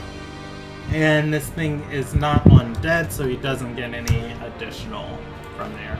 Dealing 24 points of damage.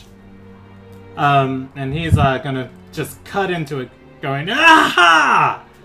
That is his attack. Or his action. And that continues this thing's action. It is going to begin casting a spell.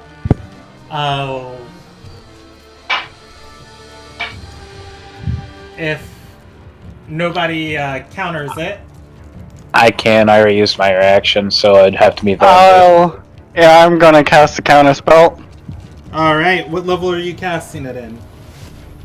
Sadly, I have to cast it at a 3rd level. Alright, roll me a dispel check. You are a bard, so you do get your jack of all trades to the dispel, or for the counter attack. Oh, what do I roll? You roll me a d20 and then add your charisma to it. You are trying to beat 10 plus the spell's level that he's casting in. Which you a d20? Yep, a d20. So that is a +4 right now. And what's your same level as us? So you are going to counter that spell. Yeah, you add 2 to that as well because of Jack of all trades, so it'd been a 16. He then makes a melee attack at Siegfried, and that is going to be a 17 plus 9. That's gonna hit. I'm not even gonna do the math. And then he's. Oh, go ahead. What's the damage? You were still going, but never mind. Yeah, he's going to hit our attack Simon and miss. All right.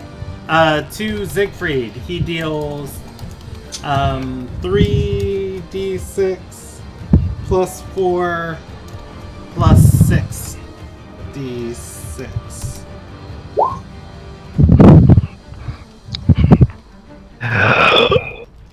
All right. And Siegfried, give me a Constitution saving throw.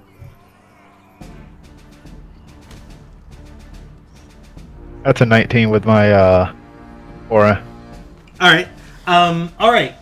Yes, you are going to resist this thing's magically laced attacks. You take 36 points of damage. That is your turn. Or that is its turn. It is Admir's turn. Alright. I just need to check. Alright. Quick question, Brandon. Yes. When he smashed the tube, there's pieces of glass spewed apart on the ground, correct? There are. Is this the animate objects? I think it's time for the animate objects. I don't know who dealt 24 damage to it, but it's bloodied. Kypeldin did with his lightning bolt. No, it was Simon. Simon dealt 24 with a readied action. It's taken 70 points of damage so far. Okay, so how big would those shards of glass be? You can find an array of them ranging from tiny. I'll roll their. Actually, I'll roll a d4. D4 for how many medium pieces. There are 3 medium pieces there. The rest are all tiny.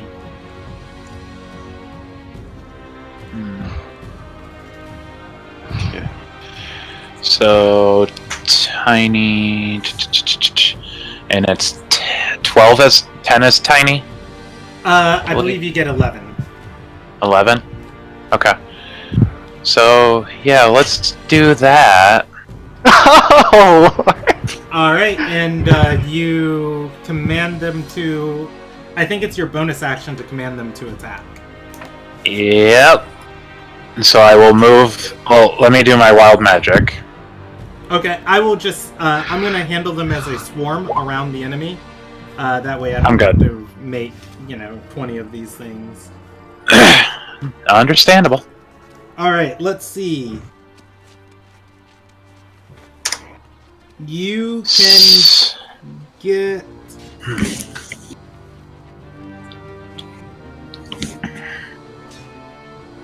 Up to 10 non-magical items, so it's 10. Sorry. Okay. How many can I get in to do flanking? 8 can flank around him. Including with Siegfried and, yeah, what's his face? They're tiny. They can occupy a turn. So on your turn, you can move them up to 500 feet and command them to attack. Alright, so I'll use my bonus action to move them up and attack right now. Okay. Yeah. So it'd be roll me 6. 10d. Just roll me 10d20, and I will. Roll me 16d20, and then roll me 2d20. That's the. Oh, that's 167. I don't want to do that. Okay, and it's plus 8 for each one. I am just going to go through these super quick. The first is going to hit. The second is going to hit. The third is going to hit. The fourth is going to miss, so you have 3 hits. The fifth is going to miss. The sixth is going to miss. The seventh is going to hit. And the eighth is going to hit. You have 5 hits. Roll me 2d20. Yep. Slash R 2d20.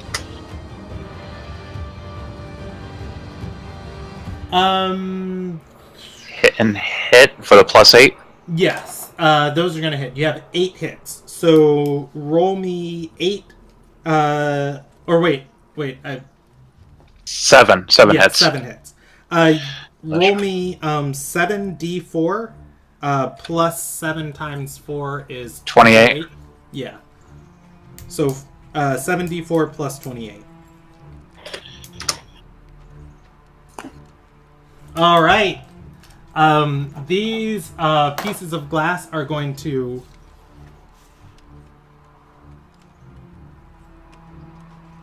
Okay. And yes. I believe I can choose what type of damage it is. Whether it be slashing, piercing, or bludgeoning, correct? Give me 1 second. I miscalculated damage. So 6 plus 3 is 9, plus 1 is 10, plus 5, plus 4 is 19, plus 6 is 20. Wait, what is that from? That's the wrong damage modifier. Okay, here we go. 5 plus 3 is 8, plus 8 is 16, plus 2 is 18. 18 plus 46. Well, you just dealt 46 points of... Oh, it's your choice, depending on what it is. I'm guessing since there's shards of glass, probably slashing. There's slashing and piercing. So 80, 92... Okay, cool. I just wanted to make sure my math checked out. It had resistance and immunity to some of Simon's damage that I didn't factor in, but you are still going to kill it. How do you kill it? I just have a picture in Terran because they've never used this spell. Try this, and the glass starts almost like climbing up, going towards the throat. All right. Just embedding itself as it's going up.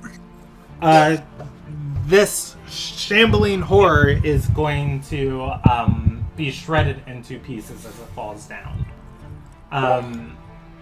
All right. Yeah, you guys have one combat. It is. Let's see. Oh, Adril has to. Well, it's Siegfried's turn. You guys can move freely, but I will say every 30 seconds. No, I'm going to say every 45 seconds I'm going to roll a death saving throw. What do you guys want to do? Well, I mean, we want to capture him alive, so... You should get over, restrain him, and try to stabilize him. Yeah. So, can we do it? I mean, yeah, for me, like 30 feet is here. Can we attempt to stabilize him, or can I help someone attempt to stabilize? I can help. I can't do anything as a action right now because I dashed over there in one turn. Alright. Yeah, as you guys start running over to his body, Drill's body is convulsing and sputtering up blood. The electricity is still surging through him. He is bleeding out on the floor. Who wants to make the medicine check? I can help one of you two, because I am absolutely terrible when it comes to medicine type stuff. Is Siegfried a medic? Yes, I am. All right, so let the doctor roll with do the advantage. doctors. I've been a doctor this whole session. Yeah, I'm gonna give you also. I'm not gonna waste it here.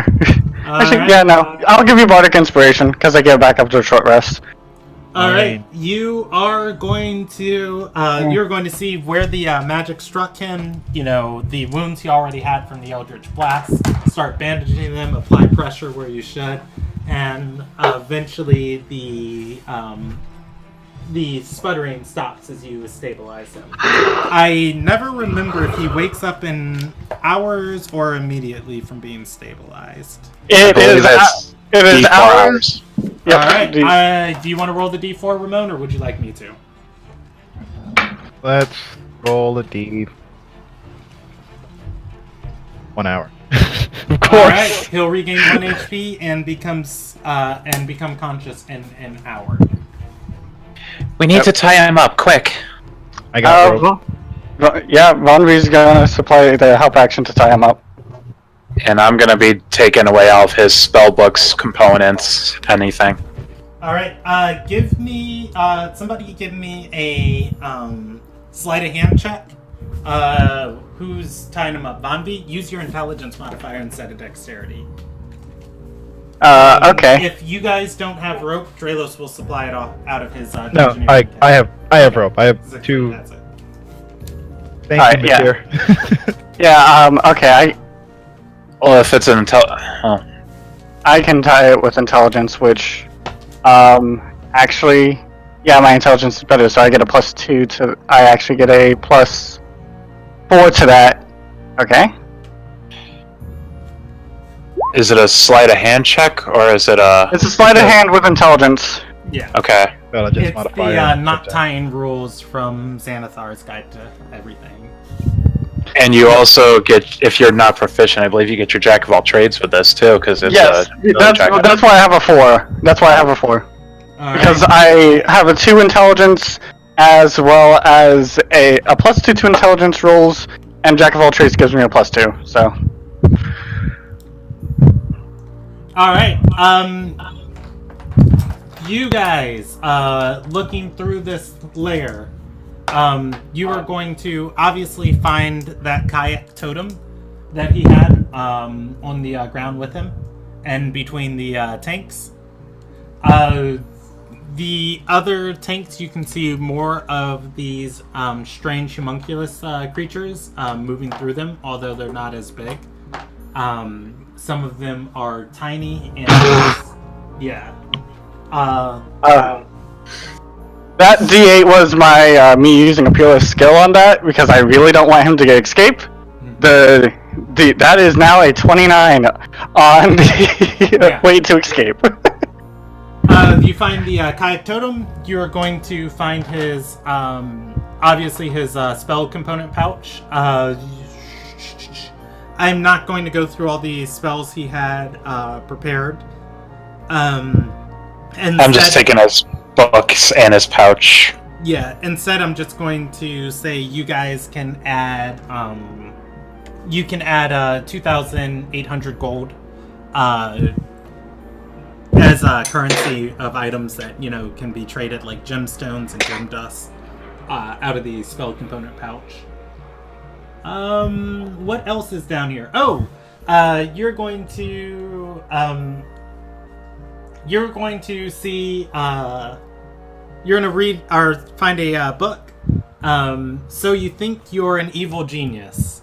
How to trap your lair for people new to the profession. See, he didn't get to the monologue chapter.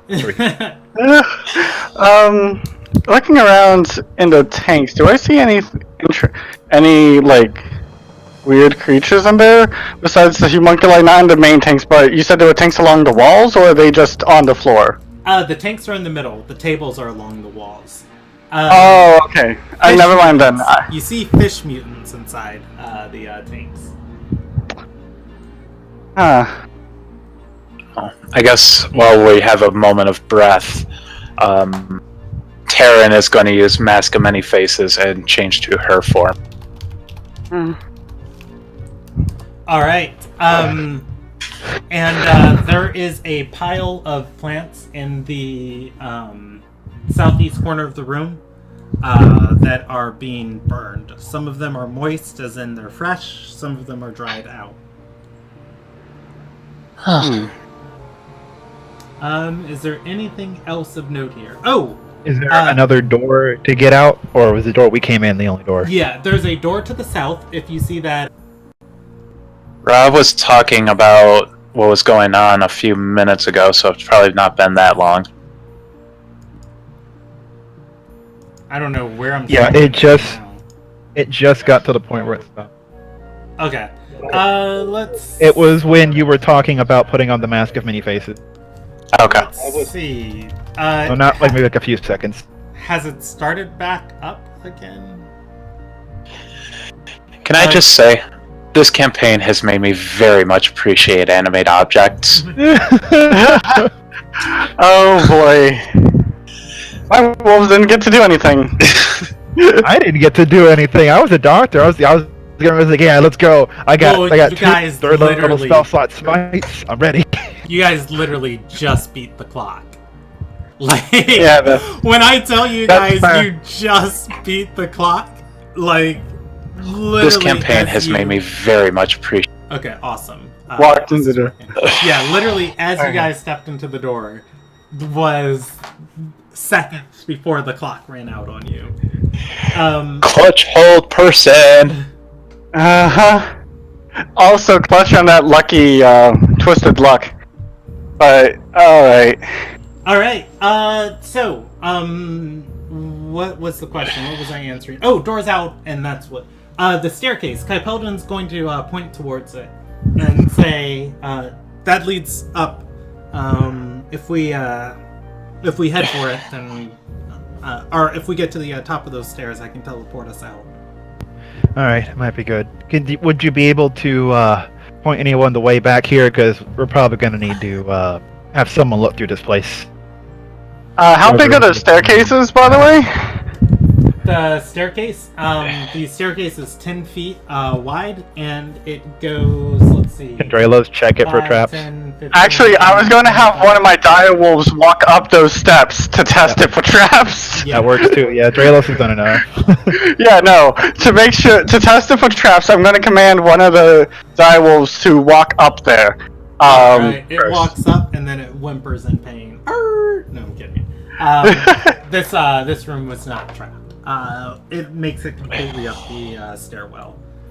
Okay. We could probably throw him on top of one of your wolves to carry him out.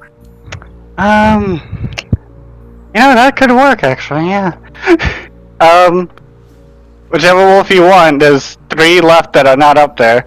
And I have, let me just see how long I have on that still. I have up to an hour. It's like, they'll be around for about an hour. We can easily get them up there in that time. Take a direwolf. It's just like one of the direwolves that's not up there. Head over to let us put him on its back as we take him up there.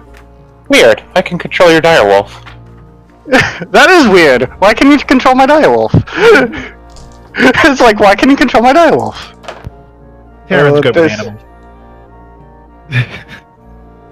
Is Vonvi good with animals? No, I did not make her proficient in it, but she does have a +4, so that's not bad. Oh no, I mean that's a joke. Animal handling.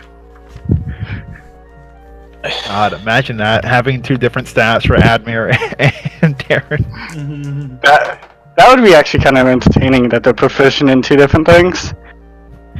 Well, you gotta understand, my original concept of this character was having it so one was one class and one was another. That actually is the intention of Doppelganger. Would make sense in terms of if you want to interpret that, but continuing with the story. All right, so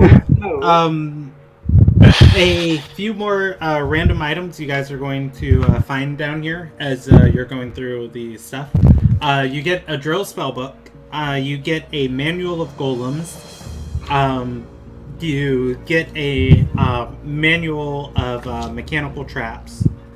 And there was one more item I just rolled. You get a helm of telepathy. Ooh. That you just find looting through his lair. Does anybody sift through the plants? I'll sift through the plants, actually. Probably would. They're all pugnant. I think that's the word. Oh, pugnant. Potent. Pungent. And pungent. I think. Pungent. Yeah, pungent. Yeah. They're all pungent, and yeah, they're all of different varieties. Drelos will take a handful.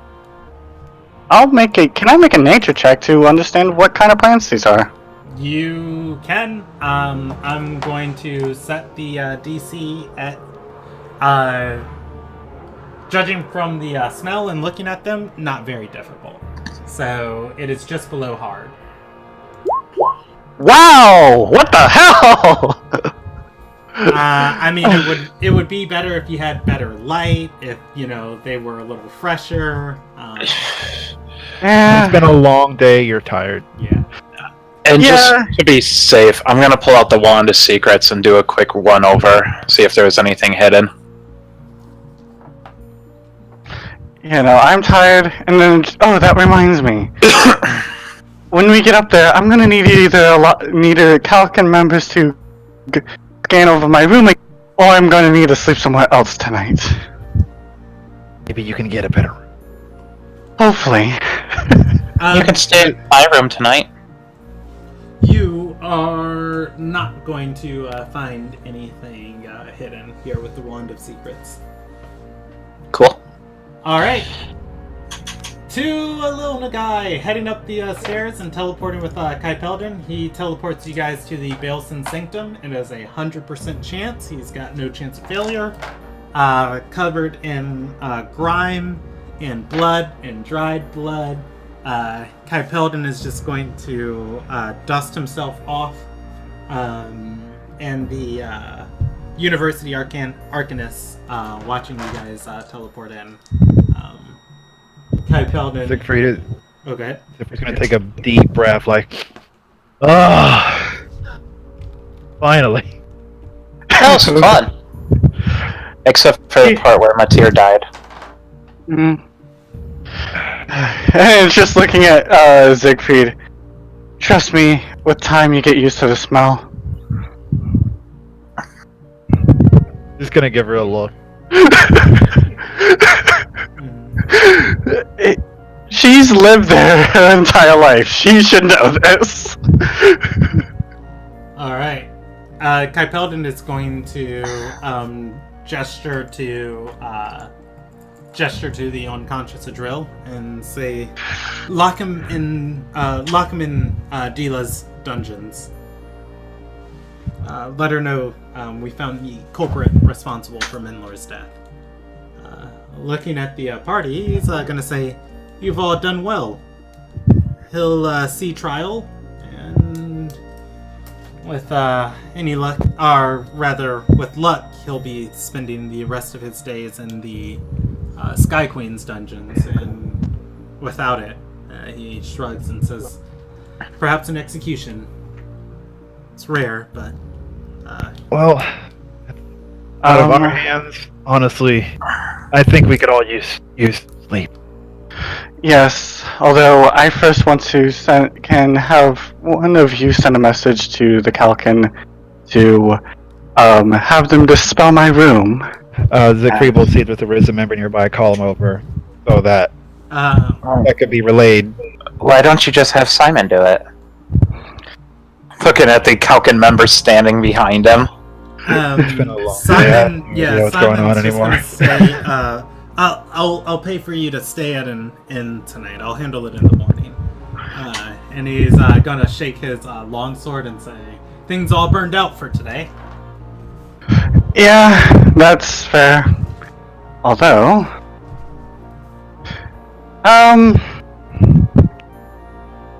you know what? I'm going to. Before I forget, I have to make sure a friend of mine isn't too freaking out. Just give me a moment, as she mentally tells Luna that she's okay and she's escaped. All right. Luna is going to stop looking for the entrance to the sewers and go back to her stables. Vonvi is going to say, "Thank you for at least trying." Yeah, unfortunately, Pegasus are not the best. Actually, Brandon, you've been saying around. She's not a Pegasus. She's a Griffin. Oh, she's a Griffin. Okay.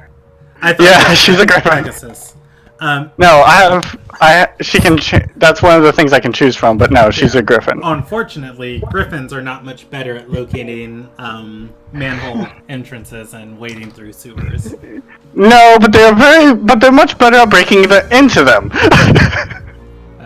She would have been there if she was a Minotaur. It was basically a labyrinth. All right, everybody's going to bed, and Simon will pay for Vonvi to stay at the Lucky Spell Inn.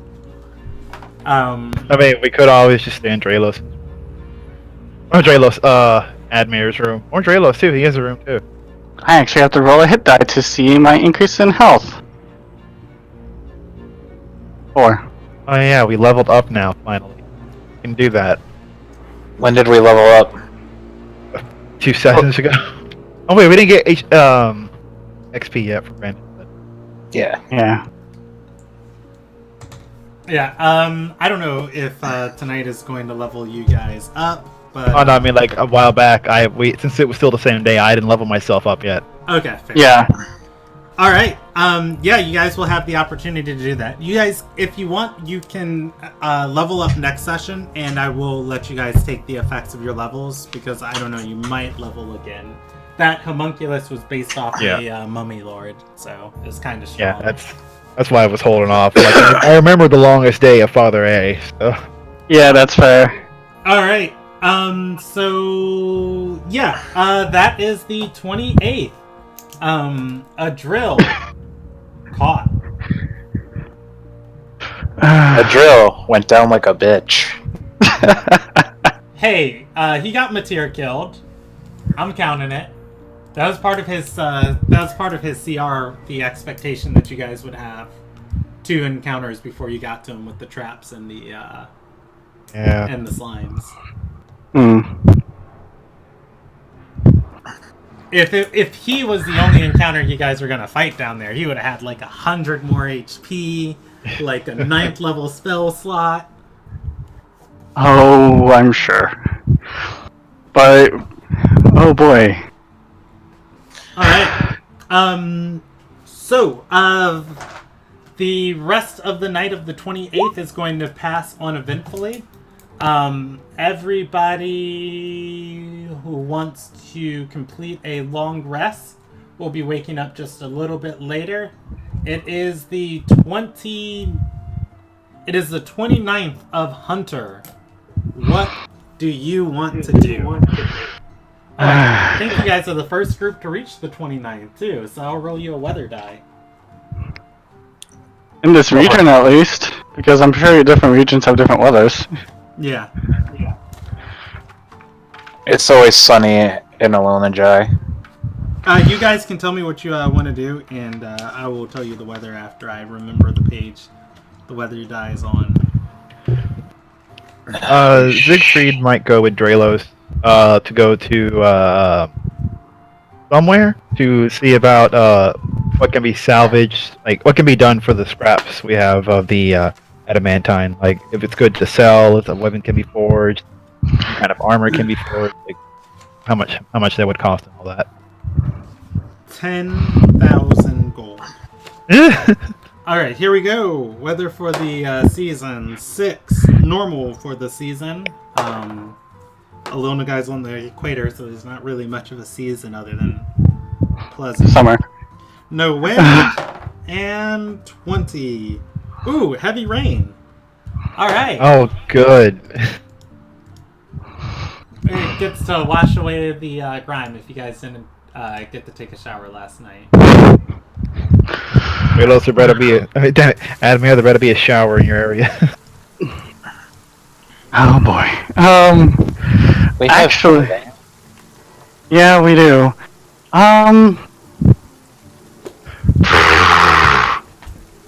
debating between something, but Let's get a scene real quick. Let's say everybody is inside of what is that ward that Draylos works in? Everybody's in the Yapel ward inside of Draylos's office. It is his office / dorm. He is a researcher. He doesn't teach a lot of classes. He's got a cot in here. Everybody else has had sleeping bags on the floor. Everybody is waking up on the morning of the 29th. The rain is falling. It has been a sleepover slumber party, and everybody's getting their bedrolls up and together. And that everybody is Von V, Siegfried, Admir, and Draylos.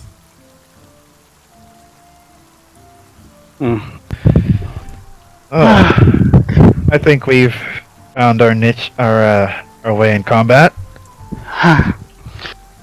well, usually I would have my mount in battle as well to help avoid it, but seems like it more or less. Admir's sitting up in his, since he's back to himself right now, sits up, looks at the rest, or looking to Siegfried as he says that and says, well, you're no Roman or Urcus, but you're not bad in a fight. I'll take that as a compliment.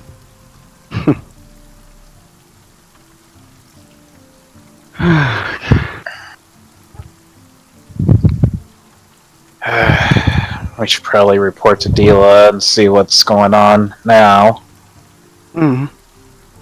That'll probably be best to get it out of the way and take care of any other matters. I'm sure we all have other things we need to do at this point. Yeah, I actually might want to go a little bit, shopping if I have the materials for it. Just for some simple materials for a new spell I've been working on. Oh, maybe we'll get some kind of reward, or extra reward, from the headmistress. Hoping she'll let us keep what we found off the guy. I do too, because I'm really interested in this tome of golems.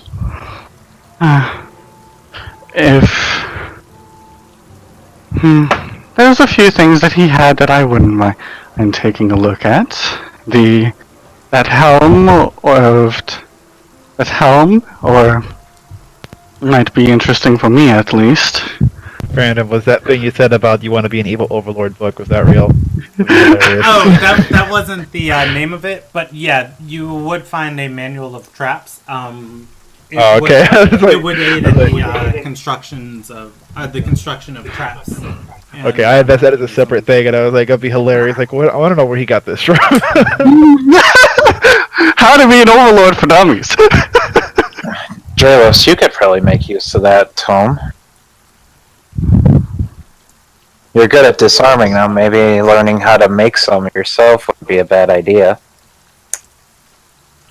Mechanics, is that Draylos' strong suit? Draylos likes anything, and he'll shrug and take the book and put it in his bag of holding.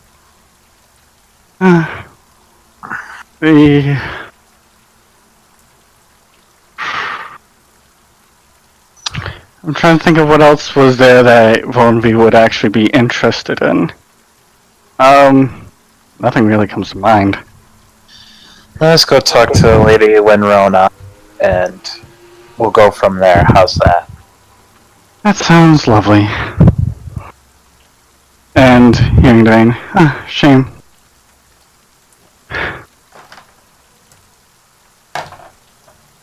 Alright. Heading to, and I was pretty sure I changed Dila's picture, because I found one I liked more. Nope, I never did. Cool. Tapo's sitting on top of Admir's head with his wings folded out, basically making an umbrella.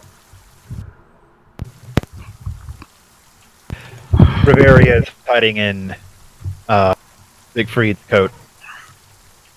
Era's, well, doing the same.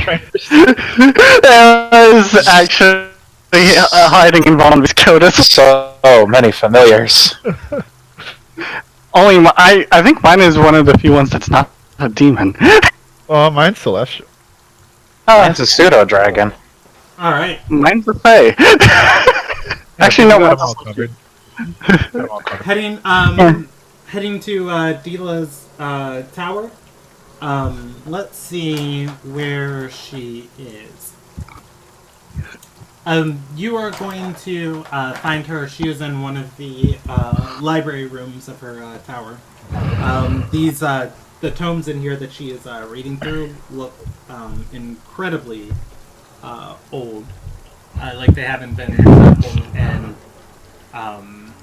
hundreds and hundreds of years. This whole area has spider webs and cobwebs in it. She's got a torch lit in here and has cleaned off a space at a oak table. As you all come in, her back is turned to you, but she notices you. And she's going to stand and look and say, "Ah, yes, welcome. They brought Drill to my personal dungeons earlier this morning." Right, spread you have here. She's going to nod and say, "Unfortunately, more information has came to light about our other friends, but that's neither here nor there. I suppose you are to be rewarded for your efforts. Sir, Crestmoon is not your last name. Siegfried. Milstein. Yeah." And she'll say, "Lord Milstein, I will ensure that you're paid handsomely for your investigation." Thank you. I would like as well to know, will you be sending anybody down to investigate the area he was at? We lost a comrade down there, Tyr, hoping we could at least they could recover his body and give him a proper burial.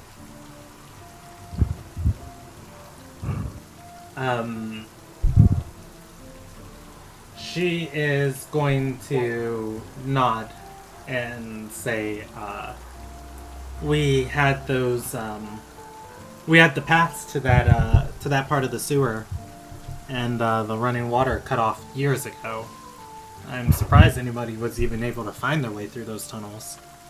And she nods and says, "It will be done, and whatever stone was shaped or melted or moved, it will be set back in place." Thank you.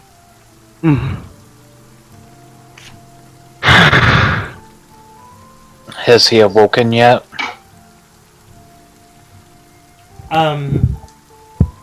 Dila is going to nod and say he shouted for me once this morning, but as long as he's not running wild, plotting murders or hurting anyone inside the university, he's the least of my concerns currently. I am incredibly thankful that you found him, though. I'm glad we found him before he put his plan into action.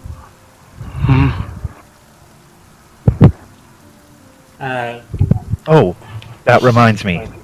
Can't remember her name. Hold on, Brandon. Do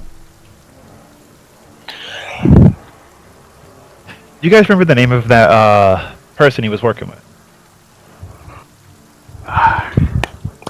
Oh, the other scholar. Lysandia, yes. About Arcanist Lysandia. Well, she was an Arcanist, right, Brandon? Arcanist. She was working on becoming an Arch-Arcanist. She was an Arcanist. Arcanist Lysandia had modified memory performed on her. We need to get that curse removed. Oh, and she's gonna nod and say, "Of course. There's not technically a medical ward. Maybe that's something she needs here." And she's gonna say, I'll have word sent to the Calkin office. They'll find her and handle the details of it. I hope so. She might have more information on him once her memory is returned. Has there been any word if Von V's room has been de-bombed? Yeah, Dila is going to shake her head and say, honestly, I haven't even been briefed on what happened in the sewers. You've probably been busy doing your research.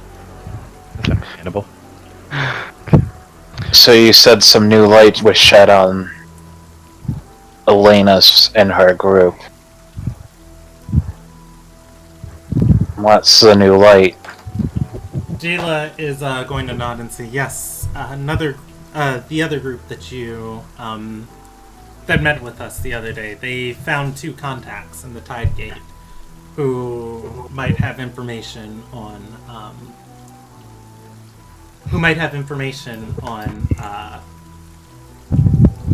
where to find Jim Prius's base of operations. Otherwise, details surrounding them remain foggy. I still think their next play is going to be, or their next move is going to be inside of Heimsdale. Well, you know, we can always look in and see where and what they're up to, if you ever need me to. I don't mind putting in my assistant as well. As this involves a lot of the Archfires, I feel that I have more than enough obligation to take part in this as well if you find use of my abilities.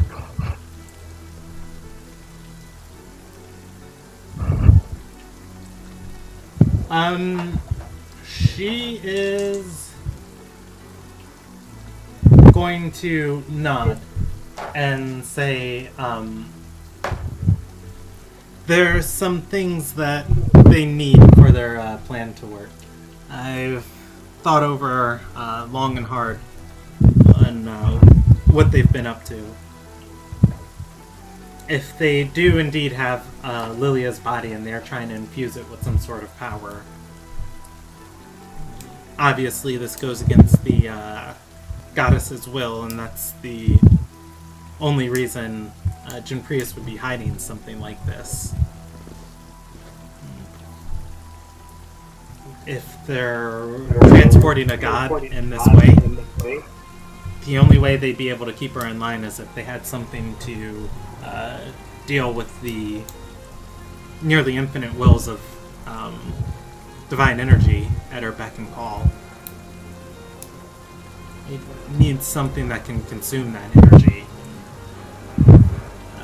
If given the resources, could possibly legend lore to help us find what is needed to help you at least get more of a narrow point. She shakes her head and says, "No, I already know. It's a demonic entity of ancient lore. They had one with them. I just wasn't aware of what it was. It's something called a Deathen. By all counts and measures, the one they had has been destroyed, so they need another one before they can even think about moving the goddess's body. I think if we find a lead on where they might find one of these Deathen," she nods and says, "We'll find their agents there. Otherwise, we just wait and protect the Galcan Earthfire. I have sent word already to the Undying Empress."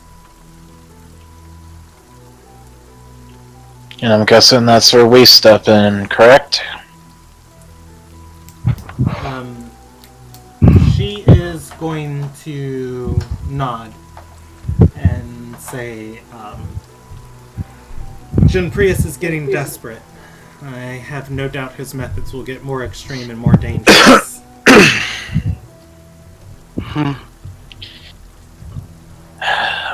And what of Olivia? She's been awfully quiet lately.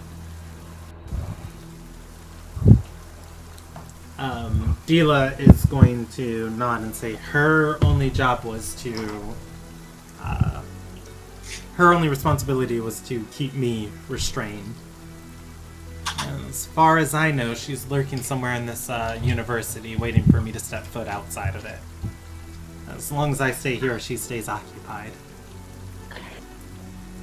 We can always see where she is, so that way if she is here, you know who to avoid. Admir, roll me an intelligence check.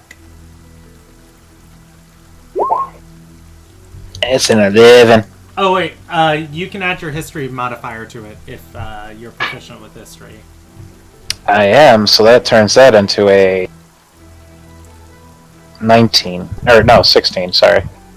Okay.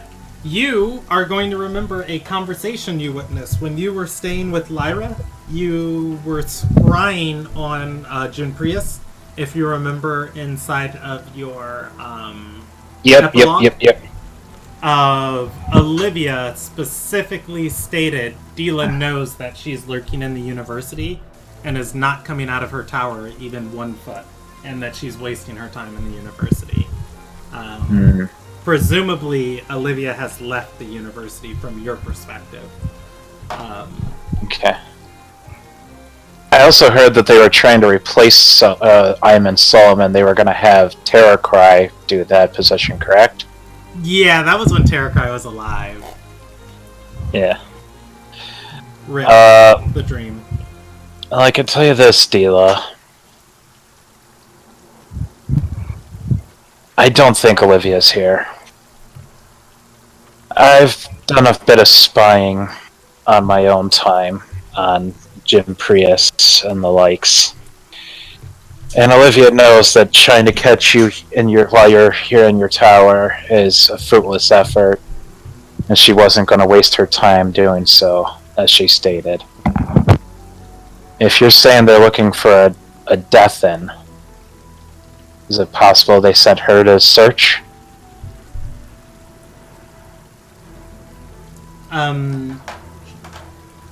Dila is going to nod and say, obviously, she'd be the only one who could fight it and bring it in line. I just don't understand where they'd find one. And she's going to say, you must excuse me, there's quite a lot of legends lost in this world. One of which is the Death End, because they've been hunted to extinction. There were horrific creatures in their time when they roamed Ilderon freely.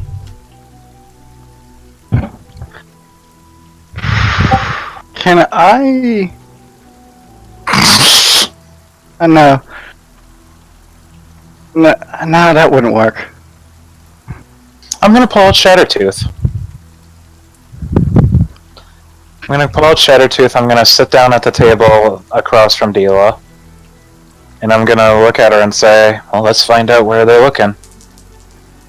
And I'm gonna cast Scrying on Olivia. Alright. I've met her, I've seen her in person, and I've talked to her. Gosh, Olivia cannot stand when you do this. Alright. She is going to beat the scrying attempt. And Olivia is actually on the power level of a minor deity. She can block the scrying at will. The mirror is going to try and it's going to haze over as it's traveling through those clouds. The mist is going to be rolling on the shattered surface of Shattertooth, and it is going to stay this way for several minutes. Let me roll her a resolve die of if for 10 minutes if she wants to sit here and say no, no, no, no, no. Let's see. No. Alright. She's just like, oh, not again. Not again. Nobody's crying on me.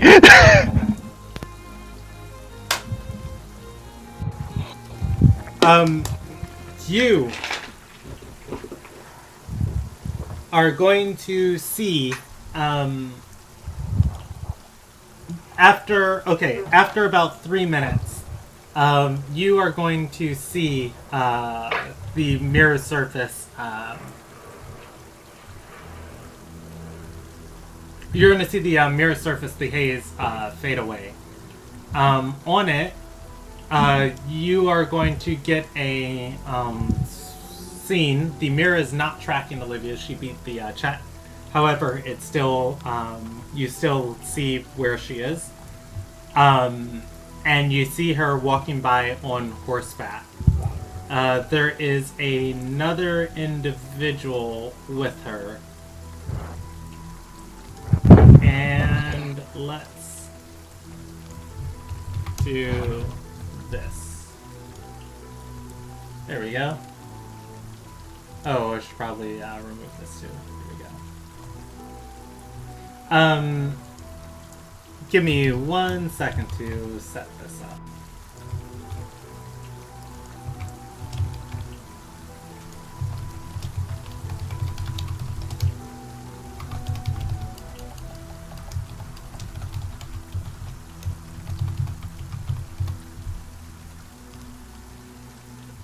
All right.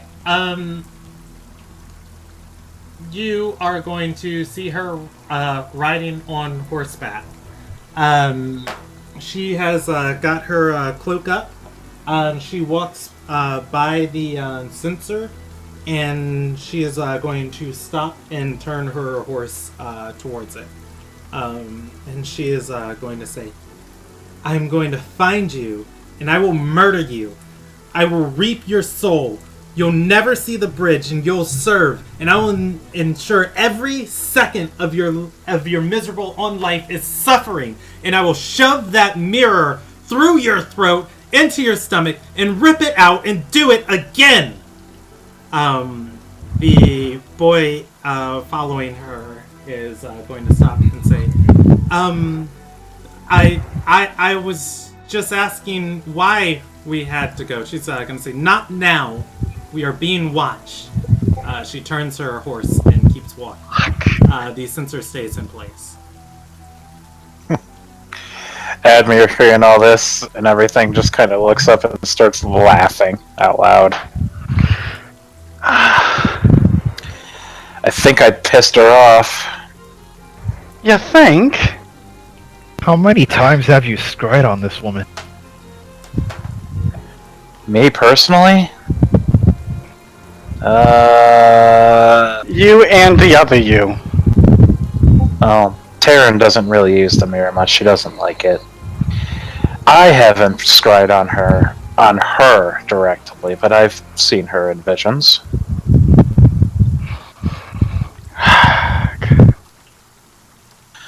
Something tells me Tristan might have done it a couple times.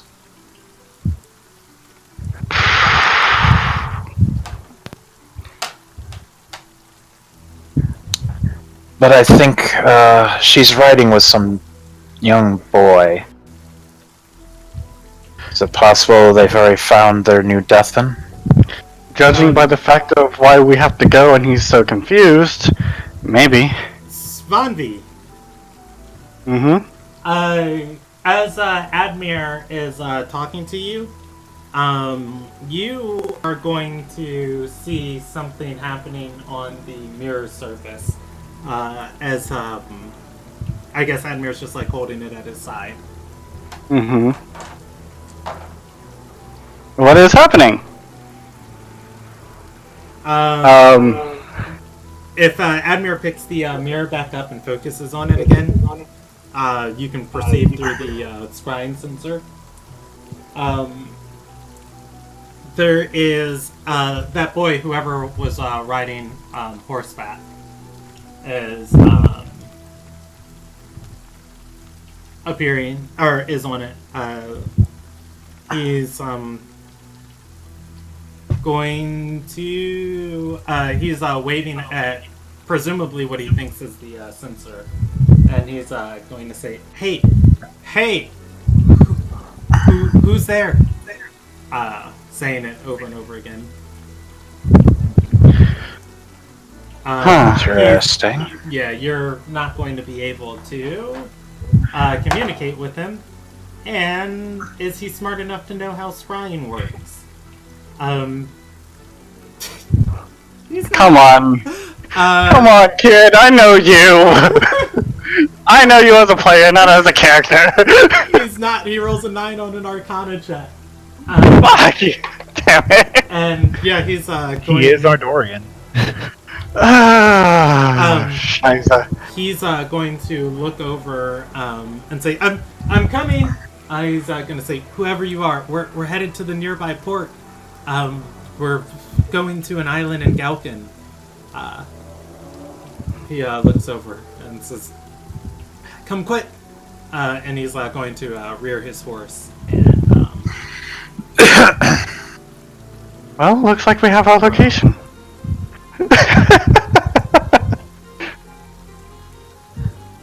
Interesting. They're heading to a port and heading towards Gelkin, an island in Gelkin.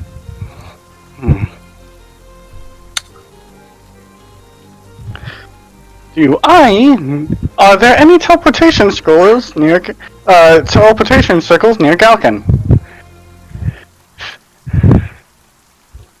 Or in Galkin? That Bonby knows? Yeah. Roll me a intelligence check. You can roll me a history check. Alright. Do you ask that out loud? Because you do know a master of magic in front of you. She's gonna think it first and then ask it out loud. Okay. Go ahead and roll me that check.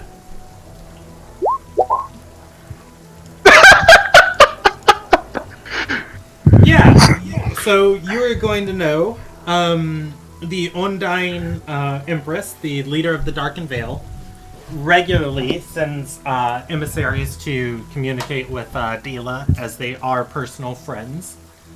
She has a teleportation circle in her keep in New Aliland. You are going to be aware there is a museum known as the Galena Mave that has a teleportation circle too. Let's see. Where else would you know about a teleportation circle? And then you'd know about another popular one. The Merchants of Beechwood Retreat have a for-profit teleportation circle too. Well, there's quite a few. Those are going to be here, here, and here.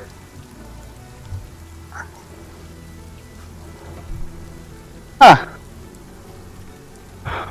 Well, there are quite a few teleportation circles there in Galkin.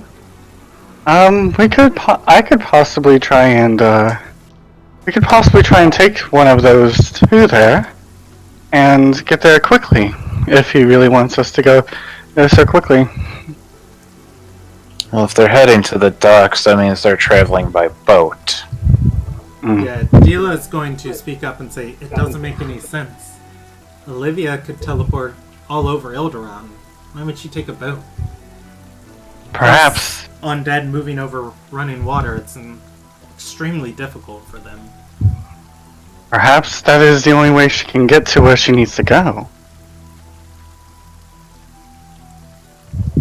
Dila shakes her head and says, I doubt it. Unless this is another one of those situations where they're making a pit stop. Elena was captured going after the earth fire underwater. Think she could be trying to go and do it herself since Elena failed? Dila's going to nod and say, that's my suspicion. If she's going to a port, she's hiring mercenaries or pirates. Their forces are getting thin. Well, we have to move quickly. The boy, did he give off... As a player, I know who he is. I know where he's from and all. Looking at from what he looked like, does he look like... Where does he look like he's from? I think Von V actually could answer that. As a player, you also know something... Or as a character, Admir also knows something else. Would you like me to remind you on a history check? Sure. Go for it. I'm going to put DC 17 on this one. Hold on. Oh, okay. I'm good. You're good. And Siegfried do not have... Wait, I am everywhere. Is that Anthony or is that Ramon? Okay, wait, that's me. Okay. Yeah. In that same conversation that you scried on Olivia from your epilogue, I'm going to read to you to remind you of all of the information. It did say she was going to Arter. Yes. Specifically,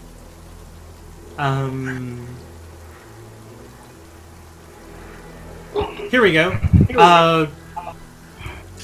The conversation comes to your mind. You remember scrying on Olivia originally with the mirror and watching her and Jimprius talk amongst each other.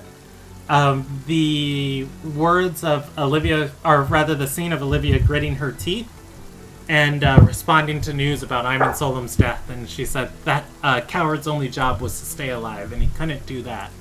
Jimprius responded, he died trying to stop Dastrin from pursuing us. Olivia shook her head and said, I will never understand the valor of humans. And Jimprius smiled and said, you were once human. She said, I was a fool. He responds, regardless, he must be replaced. Jimprius looked towards her and said, why? Terracry has judged many. His soul could act as a substitute for Iman's. Jimprius shook his head and said, we need Terracry because he's a Deathan. We can't sacrifice him. Olivia responds with the information that's prevalent to you. He spoke of a nephew in Arter Sarai, a boy who is at the age of being afflicted by the same family curse. We could recruit him and train him while he's young. If he fills in Terracry's spot, then Terracry can fill Iman's. Jimprius then sent her after that boy. Arter. She was an Arter. The Deathan they had, Terracry, he had a nephew who was, I guess, this is some kind of family curse that they have, they were speaking of. That must be his nephew. Dila's going to say, fascinating. I've never heard of an ancestral Deathan curse. Can I roll a history check for that? And that makes more sense to our theory that they're going after. Check for it if you want. Yeah, she's heard of family curses like that before. Go for it. 21. Historically, Deathan happened when basically a god was exploiting wars between humans, elves, and demons. It's a pretty personal thing to be cursed to become a Deathan. Ancestral, no. Somebody would have to be spiting you. You've never heard it either. Damn. That moment when Volunteers had less history than Marrow. Well, it's regional too, so... That's fair, but she's also an anthropologist, so she learns about all regions. Yeah. That's why I thought I would have heard it. Dila is going to say, if they're hiring pirates, they have to be heading to a big port inside of Arter Sarai.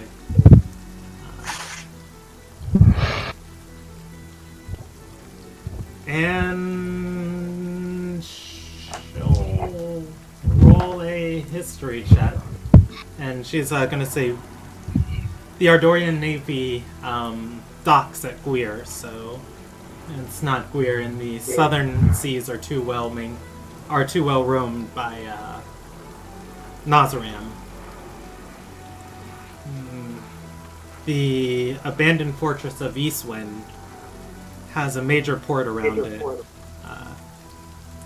And it's been neglected by the magnate, or the former magnate.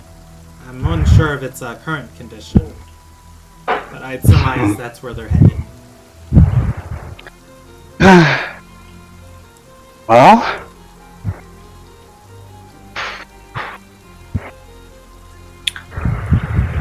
What's fascinating to me is he seems to be traveling on his own volition. But at the same time, he seems that he wants someone to come and intervene. he doesn't seem to fully understand what's going on. Possibly.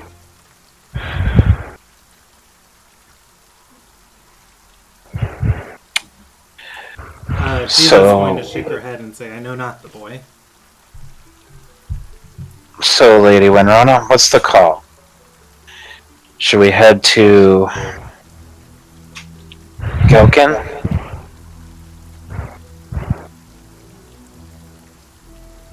If she's an Ardor, that's where Roman is. She's also leaving Ardor from what it looked like from the mirror.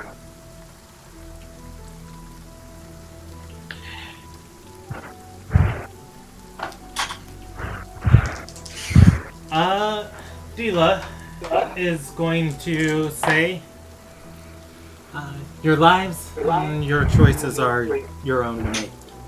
You've given more than I could ever ask of you. I will consult with Lyra, and I believe I will be heading towards Ardor on my own. Whatever you choose to do is a decision that you're free to make. Well, I can tell you this first and foremost, Dila, at least in my personal. I went through hell and back getting you away from this woman once.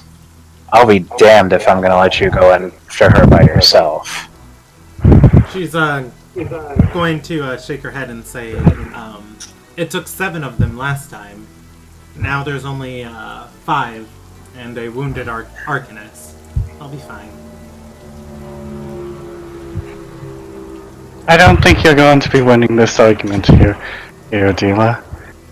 Winrona, as I'm planning on helping you, at least once I get some preparations that I might find useful for what we may need ahead. Drelos, I know you're still terrified of her due to the geese she placed on you before. Drelos, who was hiding behind a bookshelf, and is going to come out and say, "What? I'm not scared of anyone." And he's going to say, "She can't see us through the mirror, right?" Maybe she can. She is right behind you. Yeah, Drelos I will roll a deception check on this, because I want this to be funny. Drelos is just going to look behind him and say, "Ha, ha, ha." And he's going to go and hide behind the bookshelf and say, "Yeah, I'm in."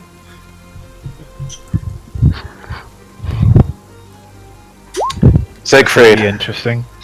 you feel like going to fight an ancient evil Shatterer? I feel like I was born for this. We should can you contact Roman, Dila? He would probably want to know that she's there, if he's there, so he can be careful.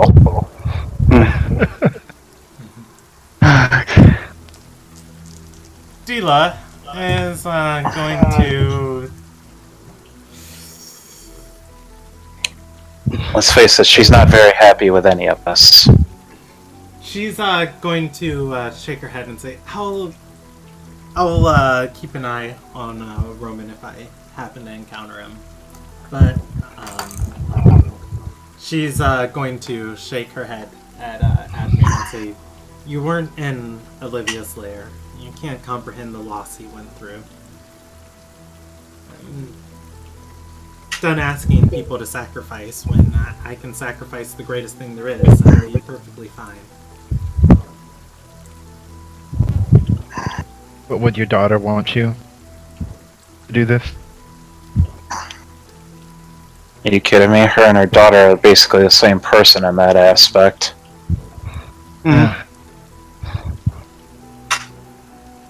Why do you think she was captured in the first place? Because she sacrificed herself trying to gain more knowledge for the situations. I guess it runs in the family, even if they're not related by blood.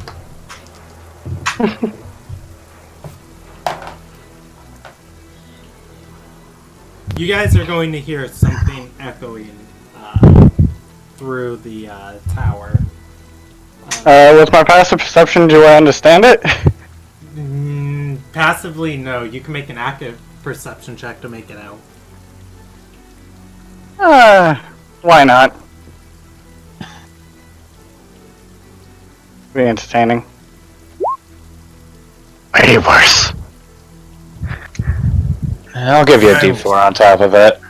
I'll give it a try. Makes it a 20. Still way worse than mine. Passively. Shit. I That was an advantage. This is an active only check. So I was doing active, so it failed anyway. No, I was telling E. You're going. So you hear it, and it's like, what is that? And you make out the words, and it's, and you hear the echoes of a man shouting, "Supreme light, I demand judgment from a light blessed by Alilia, as is my Alilnagian rights." It is a drill screaming.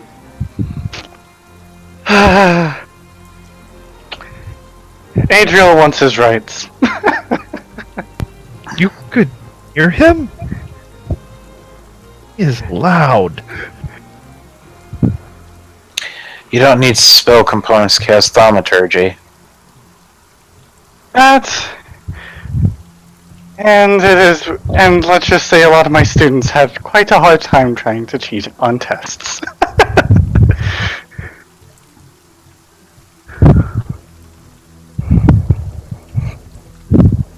Is Lyra still here?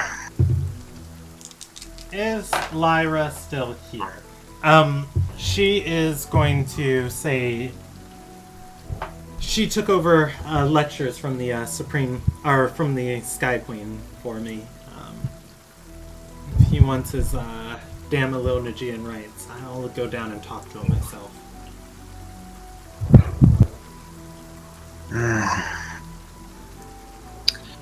Shall we go say hi, everyone? Why? Because rubbing it in is fun.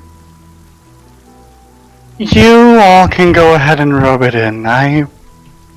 I'm planning on, while you're doing that, I might head down and take Luna and get a little bit of shopping done for components for a trip. Perhaps somebody else would like to join if they want to help sell some of the things we found. Dralos, you have my stuff with you. You want to come, or are you going down?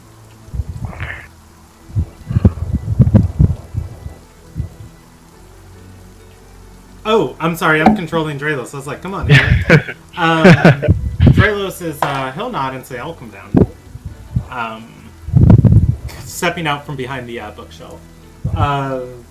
Alright, so Von V heads off, and then Admir, Dila, and... She would ask if anybody had anything that they were planning on selling. Yeah, that's what I was asking. Like, if I was going to go, because I was going to see what we can do with the adamantium, see if we could sell it or whatever. But since Stralos has it in his bag of holding. Mm-hmm.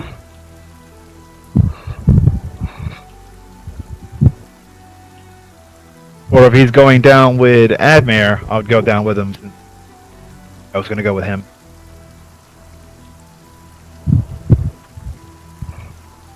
All right. So I don't think anyone else had anything they were gonna sell. I guess you guys don't need that helm of telepathy. I mean, Vonvi actually wanted the helm of telepathy. Or was interested in it, at least. Let's see, you guys got the helm of telepathy, then you got the manual of golems.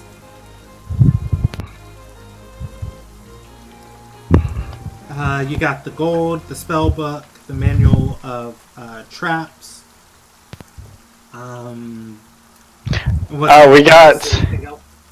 got Siegfried's intellect band or whatever it was. Oh yeah. Matira's headband of intellect. That's keeping on me. Yep. I was just trying to list off what we obtained. Okay. Like in general. We'll handle loot at the end of the session. I'll type it in you guys' thing because we're about to end here for the night. All right. Yeah. I got this. I got his spellbook and the Tome of Golems in my inventory. So. Did anybody give Vonvi the helm of telepathy, or? I mean, you could have grabbed it. Yeah, I was figuring you probably just grabbed it. None of us called it, so it's yours. Yeah. Okay. Vonvi would have grabbed it then. Heading down to Adril's cell. Adril is locked in prison. Let's see.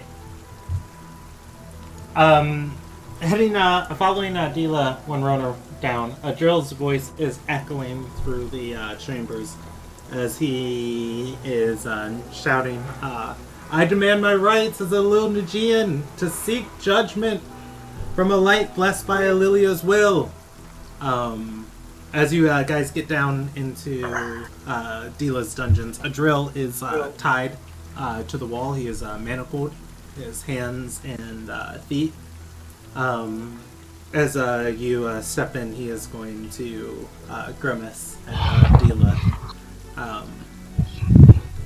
Dila is going to narrow her gaze and say, "You forfeited those rights when you committed murder in my home. You killed blood that was under my protection."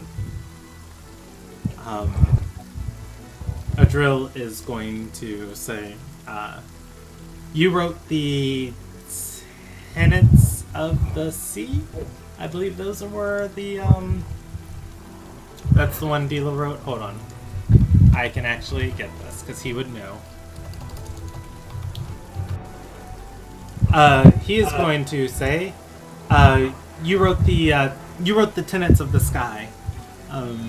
By your own writing, my embrace of the Sky Queen, I can't forfeit my wills. Even in the case of loss of life.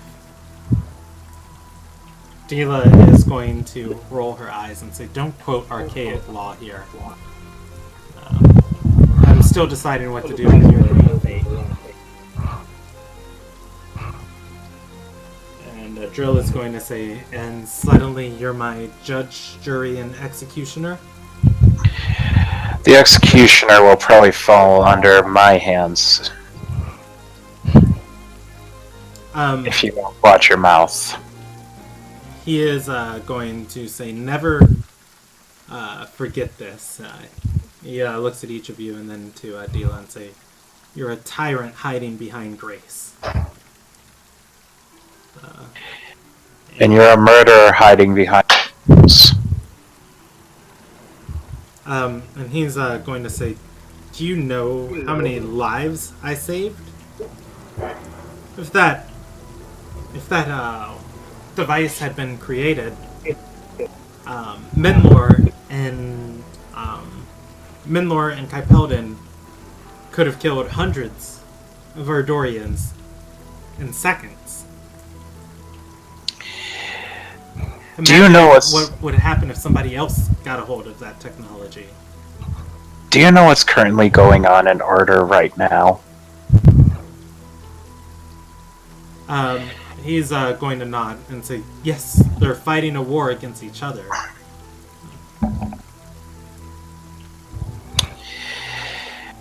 Let me ask you something. Did you ever... I was never invited to the briefing for the plans, but somehow mine made it to be one of the ones being used. Did you ever wonder what that plan was?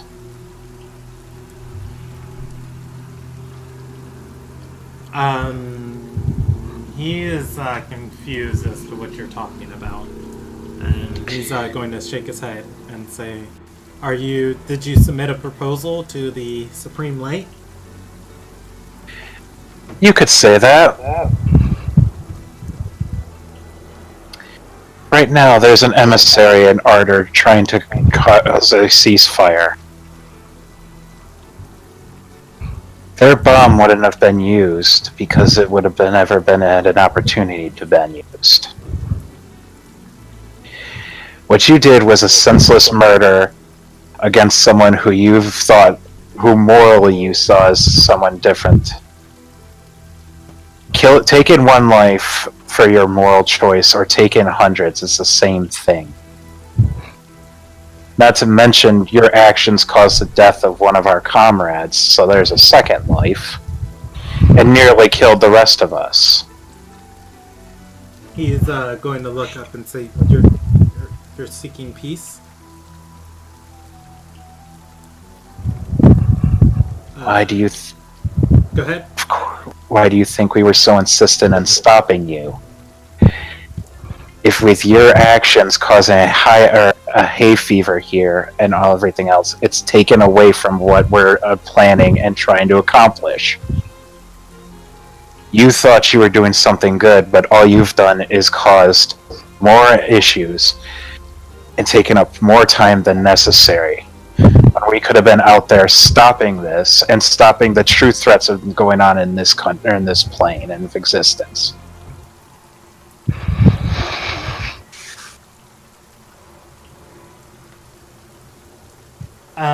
He is going to... You're going to see him sniffle for a second, and then say, I just got so carried away. I could only think about a Luna guy and the commoners, my countrymen, who would be affected if this war escalated. And he's going to say, please, mercy, mercy.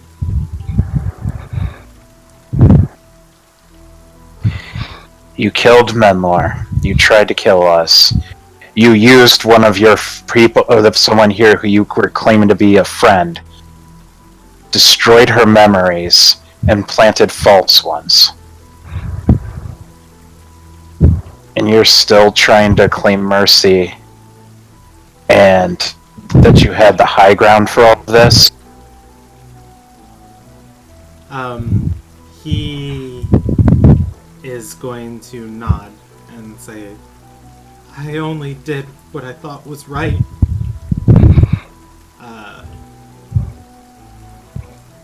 Dila is going to shake her head and say, Adril, you used to be such a charming young man when you went here. What happened? He's going to say, I traveled with the Ruby Alliance. I've seen atrocities all over the world. The Clutch, distant shores. I love this land. I love these people. When I came back and I was contacted by Menlor and Lysandia, I don't know what got a hold of me.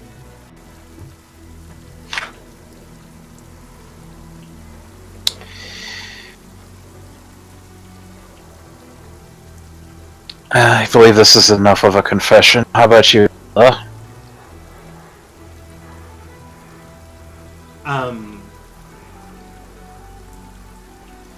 Dila looks conflicted. She's going to say, I see every student who comes through these halls as one of my children. It's the hardest moment when I have to either exile them or condemn them to death. And again, Adrel's going to say, mercy, please! I will remind you, Dilo, we just recently had another renegade student from here escape after causing some major issues for everyone.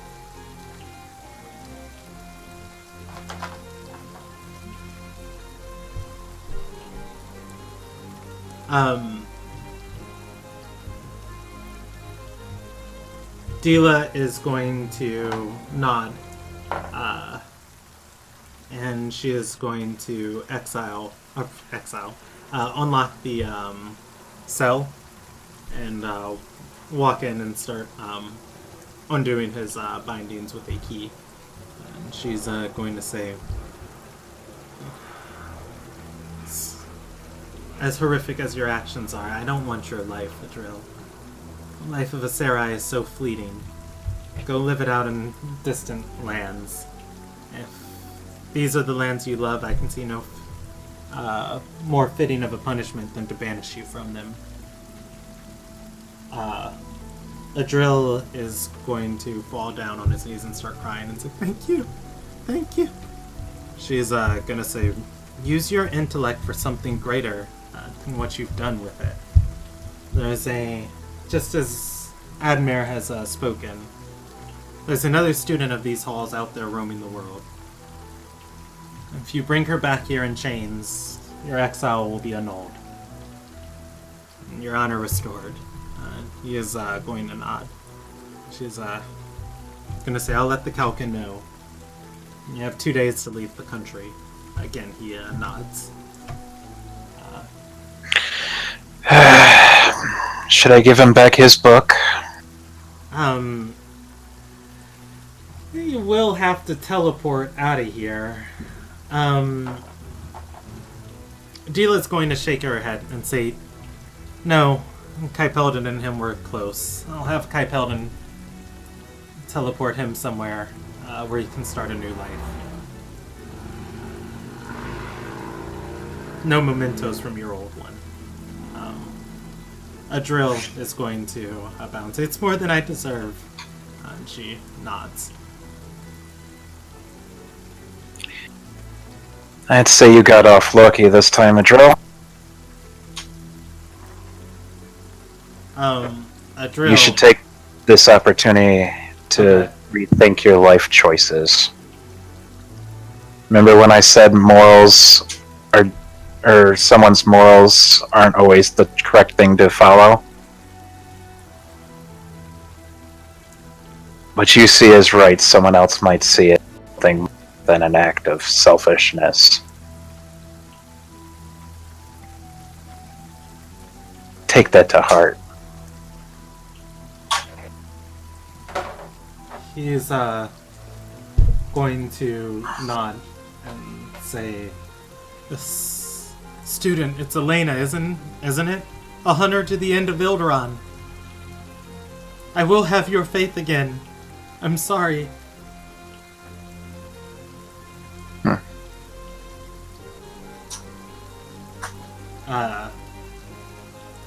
Dila is going to close the cell and begin walking up the stairs.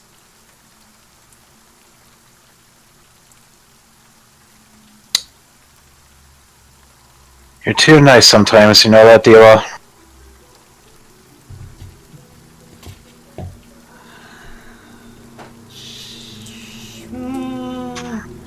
She's gonna stop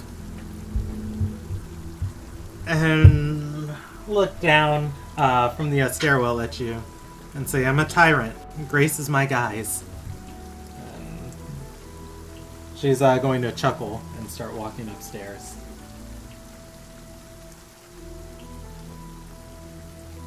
Well, that was fun. Drelos, Siegfried, I'm in a good mood. You want to go shopping, right? Yep.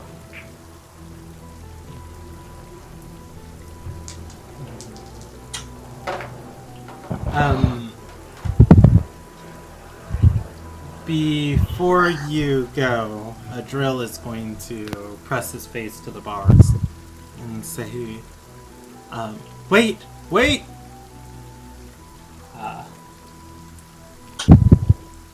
What is it, child? He's going to say, killed your companion. I wasn't thinking. Allow me to seek atonement with you. You want to travel with us? He shakes his head and says, no. You hunt somebody. I knew of Elena when she, I knew of Elena when she went to this university. Help me restore my honor. You want to know where she is? Well, there's that other group that is more focused on Elena. It seems like they have a personal grudge against her. Yeah, there is another group. We have an idea where she is. If you find them, they might be more useful. Seek out... Is Ogun an arch-arcanist, or is he just an arcanist? He's an archivist. Archivist, okay. Seek out Archivist Tree Strike. He's running along with them.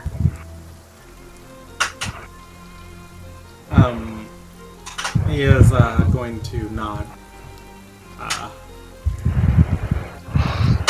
And say, well, no, you were forbidden from giving him back his spell book.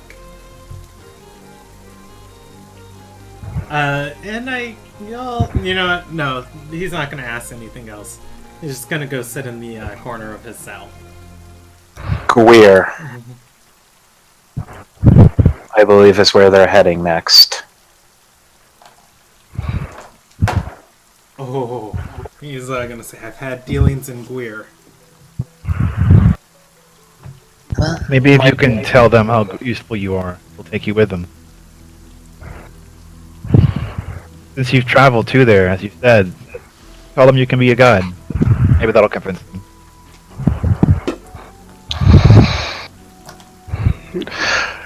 Making our boss become a companion and DM NPC. Okay. That you don't understand. This is completely within Group B's MO. One of our bosses from the last game became an ally of our group. That's fair. That's fair. I remember hearing about that. I'm just still finding that entertaining. Are you guys comfortable with ending there? Yeah. Yeah. All right.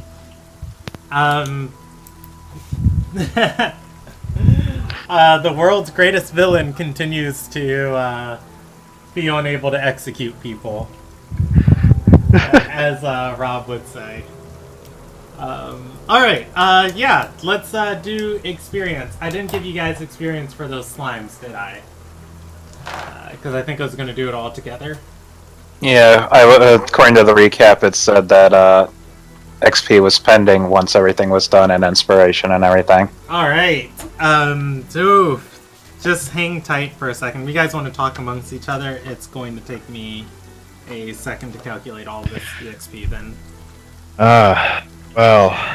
I love the fact that the lawful evil character is lecturing someone on the values of morals. We're sending this guy to Group A, who probably won't want him.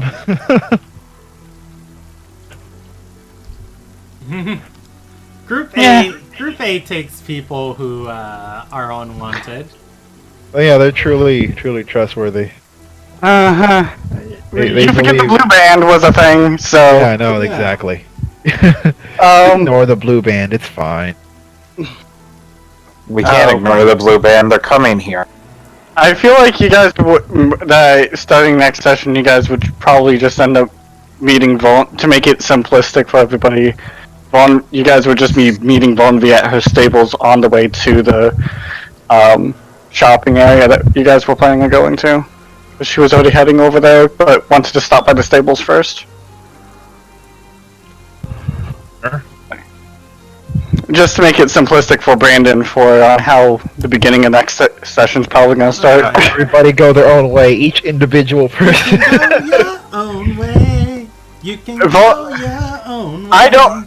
Despite me being an arch-arcanist, I don't have currently a lot of in-pocket money. Let's see, how many traps were... Oh, you guys fought that first, homunculus, too. Abomination thing. Yeah. I didn't count that one. This is a brilliant idea. Hey, there's a hand. Pull it. Pull it. That's, 700 there. Alright, so there were 3 sets of traps you guys beat. Or no, there were 3 sets of traps. And you failed one, beat a second, and then failed another. So that's 1 set for EXP. But I'm gonna put the set you beat was when you guys were all together. Damn Koken member screwing up the chains. Alright. Yeah, that's... We all rolled low for that acrobatics check, though. And, if he really wanted to kill us, he should have just used a blocking. Yeah. He has no idea how much trouble that gave us at Adriel. Wait, what gave you trouble? Adriel, like, if he had sent another black pudding after us, we'd probably have died. Those black puddings did an exceptional job at us. But, hold on, I'm thinking real quick. There was Matir, Siegfried, Von V, Draelos, Admir, Simon, and... Hi, Paladin. So that's 7. Divided by 7. Alright. Okay, I have to divide part of your guys' stuff by 7, and then part of it by 6. Yeah, first half by 7, second half by 6.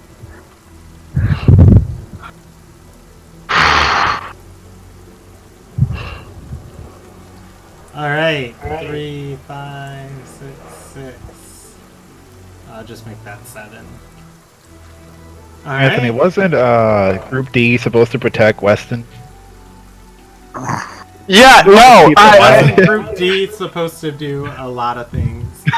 Yeah, no, because that's what Meryl was trying to do, but nobody else in the party really wanted to protect him. They just gave him off to our knowledge demon there, which... Yeah, Anna, I just couldn't remember her name. Right, yeah. And she... Oh, okay, that explains it. No. Yeah, no, and that is why Meryl is probably the only one in the party interested in that Deathen, and Meryl is also one of the few people in there who knows a good amount about Deathens. Man, I can't wait till that's revealed. I'm giving Yeah, no, and Meryl is pissed off at Father A already because he's freaking more loyal than a guard dog. Which is what he keeps calling Meryl! I'm giving you guys 2 ticks of experience for completing your main storyline. With finding the murderer and getting him in prison. There were a couple more things I had hoped for, but I'm not going to complain. I'm going to give you guys... tell us after. Yeah, I'm going to give you guys major experience with... Major experience with finding out where Olivia is and what she's doing. And was there any extra... Oh, and I'm going to give you guys minor experience for Anthony coming to the conclusion that they were probably looking to hire people. Yeah, is there anything missing?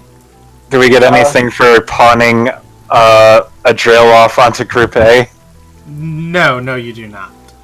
Do I get minor experience for the teleportation circles and trying to figure out which one would be the best one for us to go to? Or do we get minor experience, I should say? I will if you can discern which of the 3 they're probably headed to. Or that are relevant. Let me just look at the map real quick. I could already tell you probably which one. Yeah. If you want. And since IXP on the line. Darken Veil. Since that one is most likely the one of any of them that dealer would have offhand, considering, again, she has friends and they travel, and they send people to discuss missionaries or whatever between each other all the time. It is not. I'm going to give you guys for tonight, in the last session in total, 11,145 EXP. That's 5,895 from combat, and then the rest of it's from story stuff. Alright, so 11,000. Yeah, and I'm going to give Admir inspiration for tonight.